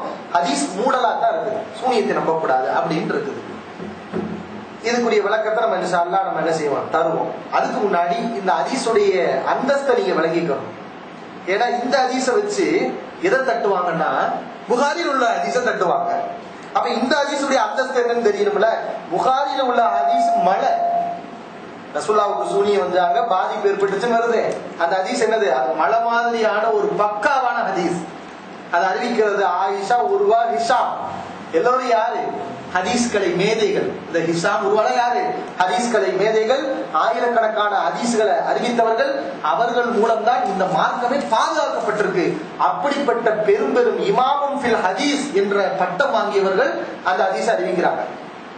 சூனியத்துக்கு பாதிப்பு இருக்குங்கிற ஹதீஸ ஏன் அல்லாஹ்வே குர்ஆன்ல சூனியத்துக்கு பாதிப்பு இருக்குன்னு சொல்லிட்டான், அப்ப அல்லாஹ்வும் சொல்லிக்கிட்டு இருக்கான். இது ரெண்டும் வலுவான தகவல். ஆனா இந்த ஹதீஸ் இருக்குல்ல, மூமினும் பிஸ்ஸஹர், இந்த ஹதீஸை பொறுத்தவரை இதை அறிவிக்கக்கூடிய அறிவிப்பாளர்கள்லாம் என்னமோ மலையளவுக்குள்ள ஆட்கள்லாம் கிடையாது. பெரிய பெரிய ஹாஃபில்கள், இமாமுன் அப்படின்னு அந்த ஹதீஸ் அறிவிக்கிற மாதிரி உள்ள ஆட்கள் கிடையாது. இதை அறிவிக்கிறவங்க யாருன்னு கேட்டா சதூக். என்னது? சதூக். அல்லவர், நம்பகமானவர். சதூக்னா நேர்மையானவர். ஆனா அவருடைய ஹிஃபுலுக்கு எந்த ஒரு சர்டிபிகேட்டும் இல்லை. சிக்கத்துன்னு சொன்னாதான் என்னது அப்படி அப்படிங்கிற மீனிங்லாம் வரும். ஆனா இந்த ஹதீஸ்ல வரக்கூடியவங்களுக்கு எல்லாம் என்ன சர்டிபிகேட் கொடுத்திருக்காங்க? இந்த சுலைமான்ங்கிற ஆள்லாம் வருவார், அவருக்கெல்லாம் பாத்தீங்கன்னா சதூக் அப்படின்னா ஒரு ஹிஃபுல் மனநத்தன்மையில அந்த அளவுக்கு இல்ல, பெர்ஃபெக்ட் இல்ல, பார்த்த வரைக்கும் நல்லவர தெரியற அப்படிங்கிற மாதிரியான ஒரு நிலையில உள்ளவங்க தான் அந்த ஹதீஸ் அறிவிக்கிறாங்க. இன்னும் இந்த ஹதீஸ வந்து இன்னைக்கு நம்ம வந்து நமக்கு எதிராக இருக்கனால லைஃபா இருக்குங்கிற கருத்தை நம்ம சொல்ல வரோம்னு நினைச்சிடக்கூடாது. இது காலகாலமாக இந்த ஹதீஸ் சரி லைஃப் அப்படிங்கிற பிரச்சனை இருந்துகிட்டே இருக்குது. எந்த ஹதீஸ்ல? மூமின் பிஸ் இருக்கிற ஹதீஸ்ல இத லைஃப்னு சொல்லக்கூடிய ஒரு கூட்டம் இருக்குது, இத சரின்னு சொல்லக்கூடிய ஒரு கூட்டமும் இருக்குது அறிஞர்கள்ல. ஆனா சரின்னு சொல்றவங்க அது முதல் இடத்துல கொண்டு போய் வைக்கல. எங்க கொண்டு போய் வைக்கிறாங்க? ஹசன்கிற இடத்துல கொண்டு போய் வைக்கிறாங்க இந்த ஹதீஸ். ஏன்னா இந்த நிலையை தெரிஞ்சுக்கணும். இந்த ஹதீஸ வந்து தரக்கூடிய அந்தஸ்து என்னது? ஹசன். ஹசன் என்ன? பல பலகீனங்கள் சேர்ந்தால் அது என்னவாயிடும்? ஹசன்கிற நிலைக்கு வரும் இல்லையா? அந்த அடிப்படையில தான் இமாம் அல்பானி இன்னும் சில பேரு இந்த மூமின் பிஸ்ங்கிற இது வந்து கோளாறு உள்ள ஹதீஸா இருந்தாலும் ஹசன்கிற ஒரு கீழ் நிலையில உள்ள அந்தஸ்தை கொடுத்துக்கலாம் அப்படிதான் கொடுத்துருக்காங்க. பல பேர் இதை லைஃப்னு சொல்லி இருக்கிறாங்க, லைஃப்னு சொன்னவங்களும் இருக்கிறாங்க. அப்ப அந்த மாதிரியான ஒரு ஹதீஸ் தான். எதுக்கு நான் இதை சொல்றேன்னா, இது என்னமோ புகாரில் உள்ள ஹதீஸ் மாதிரியும், இது என்னமோ கருத்து வேறுபாடு இல்லாம அறிஞர்களால் அங்கீகரித்து கொள்ளப்பட்ட சிகருடைய ஹதீஸ் கருத்து வேறுபாடு இல்லாத ஹதீஸ். எது? நபிகள் நாயகம் ஸல்லல்லாஹு அலைஹி வஸல்லம் உங்களுக்கு சூனியம் செய்யப்பட்டுச்சுன்னு வருது, அந்த ஹதீஸ் லைஃப் சைன் சொல்லி ஹதீஸ் துறை அறிஞர்களால் விமர்சிக்கப்படாத ஹதீஸ். அது அனைவராலும் ஏக மனதாக ஏற்றுக்கொள்ளப்பட்ட ஹதீஸ். ஆனா மூமினும் இருக்கிற ஹதீஸ் அந்த நிலை கிடையாது. இதை நீங்க விளங்கிக்கோங்க. அப்போ இது வந்து சிகர்னால பாதிப்பு ஏற்படும் என்று நம்பக்கூடாதுங்கிற அர்த்தத்தை இந்த ஹதீஸ் தருதுன்னு நம்ம நம்பணும் சொன்னா என்னது? சிகரால பாதிப்பு ஏற்படும் என்று நம்பக்கூடாது அப்படிங்கிற அர்த்தத்தை இந்த ஹதீஸ் தரும் என்று நாம் சொல்லுவோமே. ஆனால் முத இந்த ஹதீஸை தான் தட்டணும். என்ன செய்யணும்? இந்த ஹதீஸை தான் பலகீனம்னு சொல்லணும். ஏன்? அல்லாஹ் குர்ஆன்ல சொல்றான் சூனியத்துல பாதிப்பு இருக்குன்னு சொல்லி. புகாரில உள்ள இதை விட பன்மடங்கு நம்பகத்தன்மையில உறுதியான ஹதீஸ் சொல்லுது ரசூலுல்லாஹி ஸல்லல்லாஹு அலைஹி வஸல்லம் உங்களுக்கு சூனியத்தால பாதிப்பு ஏற்பட்டுச்சுன்னு சொல்லுது. அப்ப அதுக்கு மாற்றமான கருத்து வர்ற மாதிரி இருக்கிறனால தட்டுறதா இருந்தா இதைத்தான் தட்டணும். புகாரியுடைய ஹதீஸ் இதை வச்சு தட்ட முடியவே முடியாது. புகாரியுடைய ஹதீஸ் இதுக்கும் ஈக்குவல் வைக்கவே முடியாது, ரெண்டை இடப்படவே முடியாது. அதான் நான் சொல்றது மலை மாதிரி உள்ளதுன்னு சொல்லி. ஹதீஸுடைய தரத்தை பாக்குறவங்களுக்கு நல்லா தெரியும். அப்ப இந்த ஹதீஸை எப்படி புரியுது? இந்த ஹதீஸை பலகீனம் சொல்ல வேண்டாம், ஹசன் நிலையை ஏத்துக்குருவோம்னு வைங்களேன். கீழ் நிலையில உள்ள ஹசன்கிற ஒரு அந்தஸ்தை கொடுத்து ஏத்துக்குருவோம். ஆனால் இந்த ஹதீஸ் என்ன கருத்தை சொல்ல வருது அதை நம்ம புரிஞ்சுக்கணும். குர்ஆன் வசனத்துக்கும் மாற்றமா இருக்கக்கூடாது, இதை கூட பலமான அறிவிப்புகளுக்கும் மாற்றம் இல்லாத வகையில் இந்த ஹதீஸை நம்ம புரியணும். அப்ப எப்படி நம்ம புரியுறது? சூனியத்துல பாதிப்பு இருக்குன்னு குர்ஆன் சொல்லுது, ஆதாரபூர்வமான சஹீஹான ஹதீஸ்களும் சொல்லுது. அப்ப அதுக்கு முரண் இல்லாம இந்த ஹதீஸை நம்ம புரியலாம். எப்படி புரியலாம்? சூனியத்துக்கு பாதிப்பு இருக்கு என்று நம்பக்கூடாதுன்னு இந்த ஹதீஸ்ல இல்ல, சூனியத்தை நம்பக்கூடாதுன்றது. இப்போ சூனியத்துல பாதிப்பு இருக்கு நம்ம நம்புறா, நம்ம சூனியத்தைய நம்புறோம்? நம்ம அல்லாஹ் ரசூலை நம்புறோம். ஏன்னா சூனியத்துல பாதிப்பு இருக்கு நமக்கு சொன்னது யாரு? சூனியத்துக்கு பாதிப்பு இருக்கு நான் நம்புறோம்லங்க, நமக்கு சொன்னது யாரு? அல்லாஹ் சொன்னான், அல்லாஹ்வுடைய தூதர் சொல்றாங்க. அப்ப இதை நம்புனா அல்லாஹ் ரசூலை நம்புறதுதான் சூனியத்தை நம்புறதா? யார நம்புறது? அந்த நம்பிக்கை அல்லாஹ் ரசூலை நம்பக்கூடிய நம்பிக்கையை தவிர சூனியத்தை நம்பக்கூடிய நம்பிக்கை அல்ல. சூனியத்தை நம்புறதுன்னா என்ன? அல்லாஹ் ரசூல் சொல்லாததெல்லாம் சூனியக்காரன் கண்டதையும் கரியதையும் சொல்லுவான், அவன் சொல்றதெல்லாம் நம்பிக்கிட்டு இருக்கோம் இல்லையா? இதுதான் சூனியத்தை நம்புவது. இப்ப தஜ்ஜால நம்புறதுன்னு இருக்கு. நீங்க தஜ்ஜால நம்புறீங்களா? தஜ்ஜால நம்புறீங்களா? நம்புறீங்க. சரி, நீங்க எப்படி நம்புறீங்க? அப்ப தஜ்ஜால நம்பக்கூடாதுல்ல, அவன் பொய்யன் தான் நம்ம நம்பணும். அப்ப இங்க வித்தியாசம் வருதா? தஜ்ஜால நம்புறது வந்து வித்தியாசம். எப்படி நம்புறோம்? அவன் பொய்யன் நம்பலாம். எப்படி நம்பலாம்? அவன் பொய்யன் நம்பலாம். ஆனா அந்த தஜ்ஜால் மழை பெய்ய சொல்லுவான், மழை பெய்யும் நம்பினா இருக்கா? தஜ்ஜால் வருவான், அவன் மழை பெய்யும் சொல்லுவான், மழை பெய்யும் நம்பினா இருக்கா? இல்ல. பூமிக்கு கட்டளை போடுவான், செடி கொடிகளை முளைப்பிக்கும், இப்படி நம்பினா இருக்கா? இல்ல. அவன் ஒருத்தர் சாவடிப்பான், உயிரை கொடுப்பான், இதை நம்புறது இருக்கா? இல்ல. அப்ப தஜ்ஜால் இப்படிலாம் சொர்க்க நரகத்தை கொண்டு வருவான், அதை நம்புறது இருக்கா? இல்ல. மலையளவுக்கு ரொட்டி துண்டுகளையும் இறைச்சி துண்டுகளையும் கொண்டு வருவோம், அதை நம்புறது இருக்கா? இல்ல. இதெல்லாம் நம்ம எப்படி நம்புறோம்? இதெல்லாம் நம்ம அறிவுக்கு படல. தஜ்ஜாலுக்கு சக்தி இருக்கு, அல்லாஹ் ரசூல் சொல்லியிருக்காங்க, நம்ம நம்புறோம். தஜ்ஜால் நம்ப கூடாதுன்னு எப்படி அவனை அங்கீகரிக்கிறது? எப்படி நம்புறது? தஜ்ஜால் சொல்ற அல்லாஹ் சொல்லுவான்ல, அவன் அல்லாஹ் தான், அப்படி அங்கீகரிச்சு நம்புறதுதான் தஜ்ஜால நம்புறது தப்பு அப்படிங்கிற அர்த்தத்துல நம்ம சொல்லுவோம். அதே அடிப்படையில தான் சிஹ்ரை நம்புறதுன்னு சொன்னா அந்த சிஹ்ரை அப்படியே அங்கீகரிச்சு ஏத்துக்கிறது. மூமின்கள் யாரு சிஹ்ர் அங்கீகரிக்கிறாங்க? சிஹ்ர் ஹராம்னு சொல்லி அதை ஒதுக்கவும் செய்வாங்க, அதை யாரும் அங்கீகரிக்க மாட்டாங்களே. அப்ப சிஹ்ர்ல அல்லாஹ் ரசூல் சிஹ்ர்னால பாதிப்பு இருக்குன்னு நம்புறது சிஹ்ரை நம்புறது இல்ல. அது அல்லாஹ் ரசூலை நம்புவது. சிஹ்ரை நம்புறது எது? அல்லாஹ் ரசூலும் சொல்லாத விஷயங்களை எல்லாம் சூனியக்காரன் கண்டதையும் சொல்லுவான், அதை நம்பினோம் என்றால் அந்த சிஹ்ரை நாம் அங்கீகரிக்கக்கூடியவர்களாக அந்த சூனியத்தை செய்யலாம் போகலாம் என்று அதுல ஈடுபடக்கூடியவர்களாக அதை உள்வாங்கக்கூடியவர்களாக நம்ம இருப்போமே. ஆனால் அப்ப அந்த நம்பிக்கை தப்பு. இப்படி நம்பியவர்கள் சொர்க்கம் போக முடியாது அப்படிங்கிற அர்த்தத்தை தான் அந்த ஹதீஸ் தருகிறது. இப்படித்தான் அந்த ஹதீஸை நாம் விளங்கிக் கொள்ள வேண்டும். ஏன்னா நம்ம எந்த ஹதீஸையும் நிராகரிக்கல. இப்படி நம்ம விளக்கம் தரும்போது குர்ஆனையும் நிராகரிக்கல, ரசூலுல்லாஹ் சொன்ன புகார்ல உள்ள ஆதாரபூர்வமான ஹதீஸையும் நிராகரிக்கல, இதையும் நம்ம நிராகரிக்கல. அழகா இப்படி விளக்கம் சொல்லிட்டு போயிட்டோம். ஆனால் இந்த ஹதீஸுக்கு வேற மாதிரி விளக்கம் கொடுத்தா எப்படி? பாதிப்பு இருக்கிறது என்று நம்பக்கூடாது என்று விளக்கம் கொடுத்தீங்கன்னா குர்ஆனை நிராகரிக்கணும், புகார்ல உள்ள ஹதீஸை நிராகரிக்கணும், எல்லாத்தையும் நிராகரிச்சுட்டு ஹசன் தரத்துல உள்ள இந்த ஹதீஸை நம்பணும். அப்புறம் மூமின்களை எல்லாம் முஸ்லிக்காக்கணும். கடைசி ரிசல்ட் என்ன? ஹதீஸை நம்பிட்டு இருப்பாங்கல்ல, அவங்களை எல்லாம் என்ன செய்யணும்? முஸ்லிக்காக்கணும். அதனால இந்த ஹதீஸுடைய யதார்த்தமான அர்த்தம் இதுதான் சொல்றேன். அடுத்து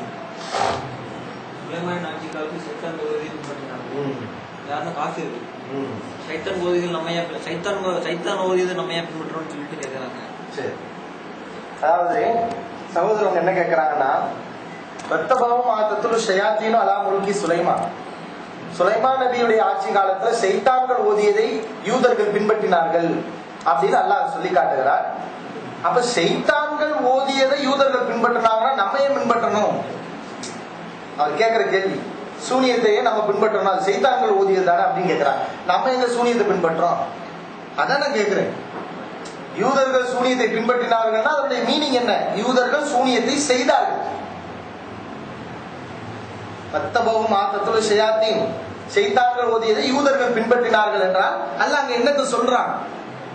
இந்த சூனியத்தை செய்தது யூதர்கள். அந்த யூதர்களுக்கு இந்த சூனியம் எப்படி வந்துச்சுன்னா சுலைமான் நபி காலத்துல சைத்தான்கள் செய்தார்கள், அப்படி வந்தது.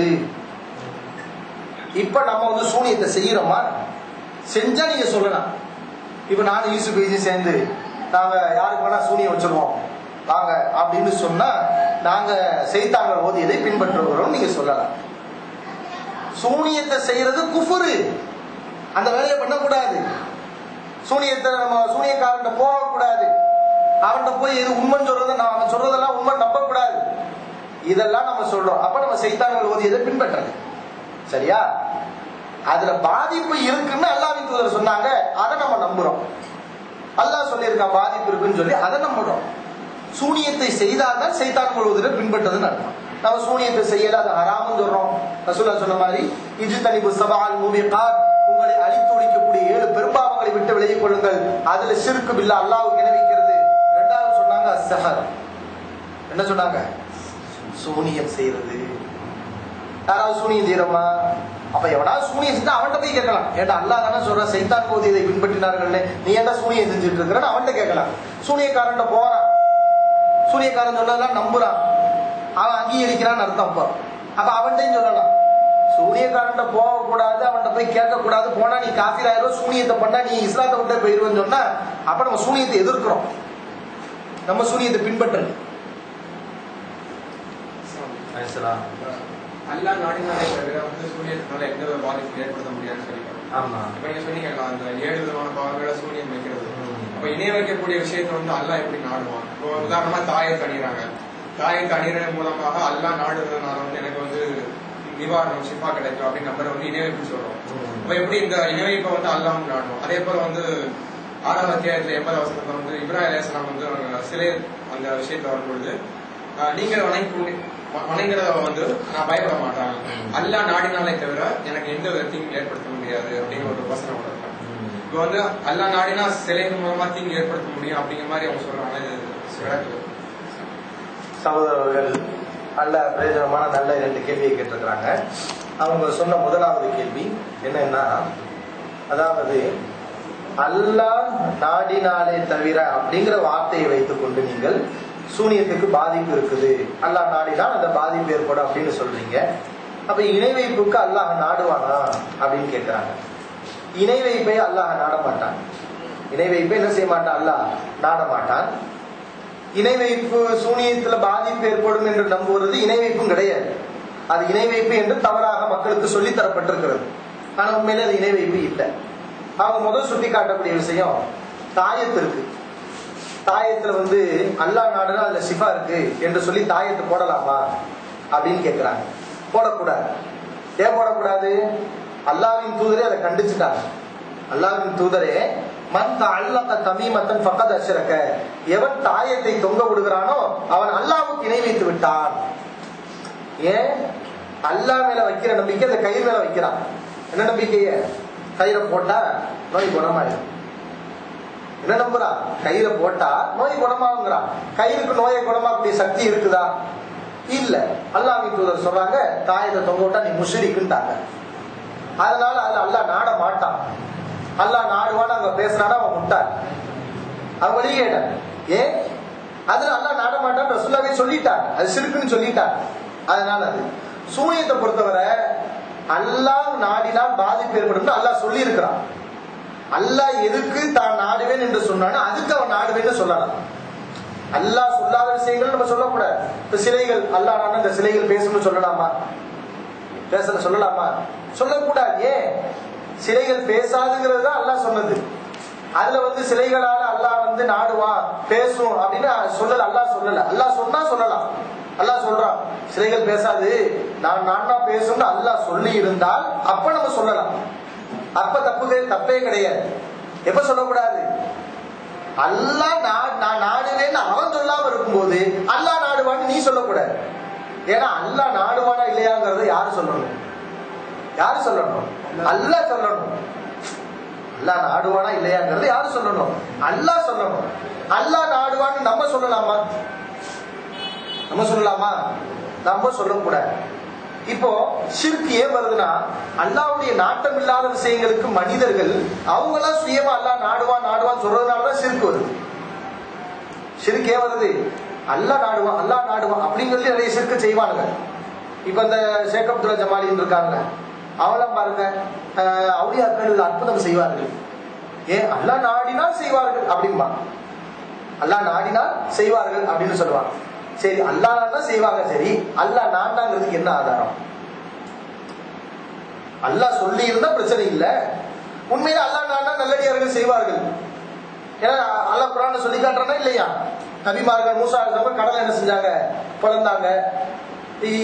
ஈசா அலைஹிஸ்ஸலாம் அவர்கள் குஷ்டரோகியை உபரிவுல் அக்மஹவல் அப்ரஸம் எதினில்லா, அல்லாஹ்வுடைய அனுமதியோடு வெண்குஷ்டரையும் பிறவி கூடரையும் நான் குணப்படுத்துகிறேன். அன்னி அஹ்லுக்குலக்கும் மினத்தீனி ஃபன்ஃபுகு ஃபீஹி ஃபயகூனு தைரம் பிஇذنில்லா, களிமண்ண பறவை வடிவத்தில் செஞ்சு ஊதுவாரு, அந்த களிமண்ண பறவை முழுமை பறவையாக மாறும் அல்லாஹ்வுடைய அனுமதியோட. அப்ப அல்லாஹ்வுடைய அனுமதியோட அற்புதங்கள் நடக்குது குர்ஆன் சொல்லுது. இதை நம்புறது ஷிர்கா? இது அல்லாஹ்வுடைய ஆற்றல் தானே. களிமண்ண பறவை ஆக்குறது யாருடைய ஆற்றல்? யாருடைய ஆற்றல்? அல்லாஹ்வுடைய ஆற்றல். கடலை 2ஆ பிளக்கிறது யாருடைய ஆற்றல்? அல்லாஹ்வுடைய ஆற்றல். அப்ப இதை நபிமார்கள் செஞ்சாங்க நம்புறது ஷிர்கா? ஷிர்க் இல்ல. ஏன் இல்ல? அது அல்லாஹ் நாட்டாங்கிறது ப்ரூஃப் இருக்குது, அதனால ஷிர்க் இல்ல. ஆனா இவன் அவுலியாக்கள்லாம் அதை செய்வாங்க நம்புறானே, இது ஷிர்க். ஏன்? இதுக்கு ப்ரூஃப் இல்ல. அப்போ அல்லாஹ் நான் நாடுவேன் அவன் சொன்னால் அங்க ஷிர்க் வராது. அவன் சொல்லாவிட்டால் நாம அல்லாஹ் நாடுவான் முடிவு செய்தால் அதுக்கு பேர் என்னது? ஷிர்க். இதுதான் இந்த வித்தியாசத்தை நீங்க விளங்கணும். இப்ப சூனிய விஷயத்துல பாதிப்பு இருக்குன்னு சொல்லி நம்மளா முடிவு பண்ணோம்? மக்களாக முடிவு பண்ணிக்கிட்டாங்களா? பாதிப்பு இருக்கு, இது அல்லாஹ் நாடுவான், அந்த பாதிப்புக்கு அல்லாஹ்வுடைய நாட்டம் இருக்குன்னு சொன்னது யாரு? சொன்னது யாரு? அல்லாஹ் தான் சொன்னா. அப்ப எங்க ஷிர்க் வரப்போகுது? எப்படி நபிமார்கள் செஞ்ச அற்புதத்துல அல்லாஹ் நாடுவான்னு நபிமார்கள் சொல்லிட்டதுனால, அதுக்கு ஆதாரம் இருக்கனால, அல்லாஹ் அதை தெளிவுபடுத்தினால அது ஷிர்க் இல்லையோ, அதே மாதிரி தான் சூனிய விஷயத்திலையும் அல்லாஹ் தன்னுடைய நாட்டம் இருக்குங்கிறத அங்க சொல்றான். ஒமாஹும் பிதாரின பிஹி மின் அஹதின், எவருக்கும் இந்த சூனியத்தின் மூலம் பாதிப்பு ஏற்படுத்த முடியாது. இது நார்மலா உள்ள விஷயம். சூனியத்தால இஷ்டத்துக்கு பாதிப்பு ஏற்படுத்த முடியாது. ஆனால் இல்லா பிஇذن இல்லா, அல்லாஹ்வுடைய அனுமதி இருந்தாலே தவிர. அப்போ என் பெர்மிஷன் எல்லாம் வீட்டுக்கு வர முடியாதுன்னா என்ன அர்த்தம்? என் பெர்மிஷனோட என்ன செய்யலாம், நீ வீட்டுக்கு வரலாம், நீனா வர முடியாது. வர்ற அதிகாரம் உனக்கு இல்ல. என் வீட்டுக்குள்ள கார் எடுத்து வைக்க முடியாது, உனக்கு முடியாது. நீ வர்றதா இருந்தா நான் என்ன செய்வேன், உனக்கு பெர்மிஷன் கொடுப்பேன், அப்பதான் வர முடியும். இதே அடிப்படையில தான் சூனியக்காரனுக்கு பாதிப்பு ஏற்படுத்தக்கூடிய சக்தி இயல்பா இல்ல. அதான் அல்லாஹ் முதல் சொல்றான், ஒமாஹும் பிதாரின பிஹி மின் அஹதின், யாருக்கும் இந்த சூனியத்தால் பாதிப்பு ஏற்படுத்த முடியாது. இல்லா பிஇذن இல்லா, அல்லாஹ்வுடைய அனுமதி உடனே தவிர. அப்ப அல்லாஹ் இதுக்கு நான் அனுமதிப்பேன், எப்ப அனுமதிப்பேன், யாருக்கு அனுமதிக்கிறது, எந்த தீங்குக்கு அனுமதிக்கிறது, இது எல்லாம் அல்லாஹ்வுடைய கையில இருக்கும்போது இதை நம்புறது சிர்காகுமா? சிர்காகுமா? அல்லாஹ் அப்படி சொல்லாம இருந்து அல்லாஹ் நாடுவான்னு நம்மளா ஒரு கூட்டுத்தனமா நம்பிக்கிட்டு இருந்தா அப்ப நீங்க முஸ்லிக்குன்னு சொல்லுங்க, சிர்க்குன்னு சொல்லுங்க. அல்லாவே சொன்னதை போட்டுக்கிட்டு நம்புறத போய் முஸ்லிக்குங்கிறீங்க. இதைத்தால காதியானி செய்யறான்.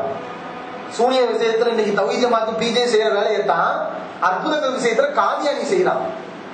குர்ஆன்ல நபிமார்கள் அற்புதம் செய்வாங்கன்னு வருதுல, அது எல்லாத்தையும் என்ன செய்யறான், அற்புதம் இல்லைன்னு மறுக்கிறான். காதியானிகள் என்ன செய்யறான், மூசா நபி கடலை பழந்தாருன்னா கடல்லாம் பழக்க முடியாது, வேற அர்த்தம். இப்ராஹிம் நபி பறவையெல்லாம் வெட்டி கூறு வச்சு பறவையெல்லாம் கூப்பிட்டாரு வந்துச்சே, அது அற்புதம் கிடையாது, வேற. அப்ப ஈசா அலைஹிஸ்ஸலாம் வந்து வெண்குருடரை குணமாக்கினாரு, குஷ்ட நோயாளியை குணமாக்கினாரு, செத்து போனவருக்கு முறையில் மௌத்தா பிஇذن இல்லா, மௌத்தா போனவங்களுக்கு நான் அல்லாஹ்வுடைய அனுமதியோட ரூஹ் கொடுப்பேன், இப்படிலாம் செஞ்சாரு. அதெல்லாம் அற்புதமே இல்லைன்னு மறுக்கிறான். அதுக்கு வியாக்கியானம் கொடுக்குறான். ஏன்டான்னு கேட்டா என்ன சொல்றான், இதெல்லாம் அல்லாஹ்வுடைய ஆற்றல். என்ன சொல்றாங்க, அல்லாஹ்வுடைய ஆற்றல். அதனால தௌஹீதுக்கு மாற்றம் இல்லாம இந்த வசனங்கள்லாம் விளங்கணுமா? உன் மண்டையில தாண்டா கோளாறு, தௌஹீதுல கோளாறு இல்ல, குர்ஆன்ல கோளாறு இல்ல, உன் மண்டையில கோளாறு. அப்ப தௌஹீதுக்கு மனிதர்களுக்கு எப்படி அற்புதம் செய்ய முடியும், அப்படின்னு அல்லாஹ்வுடைய சக்தியில. அப்ப அவன் வழிகேடு நம்ம புரிகிறோமா இல்லையா? அப்ப ஹக்கில் உள்ளவங்க எப்படி புரிய வைக்கிறோம், இது இல்லடா அல்லாஹ் தான் நாடி இருக்கிறான்.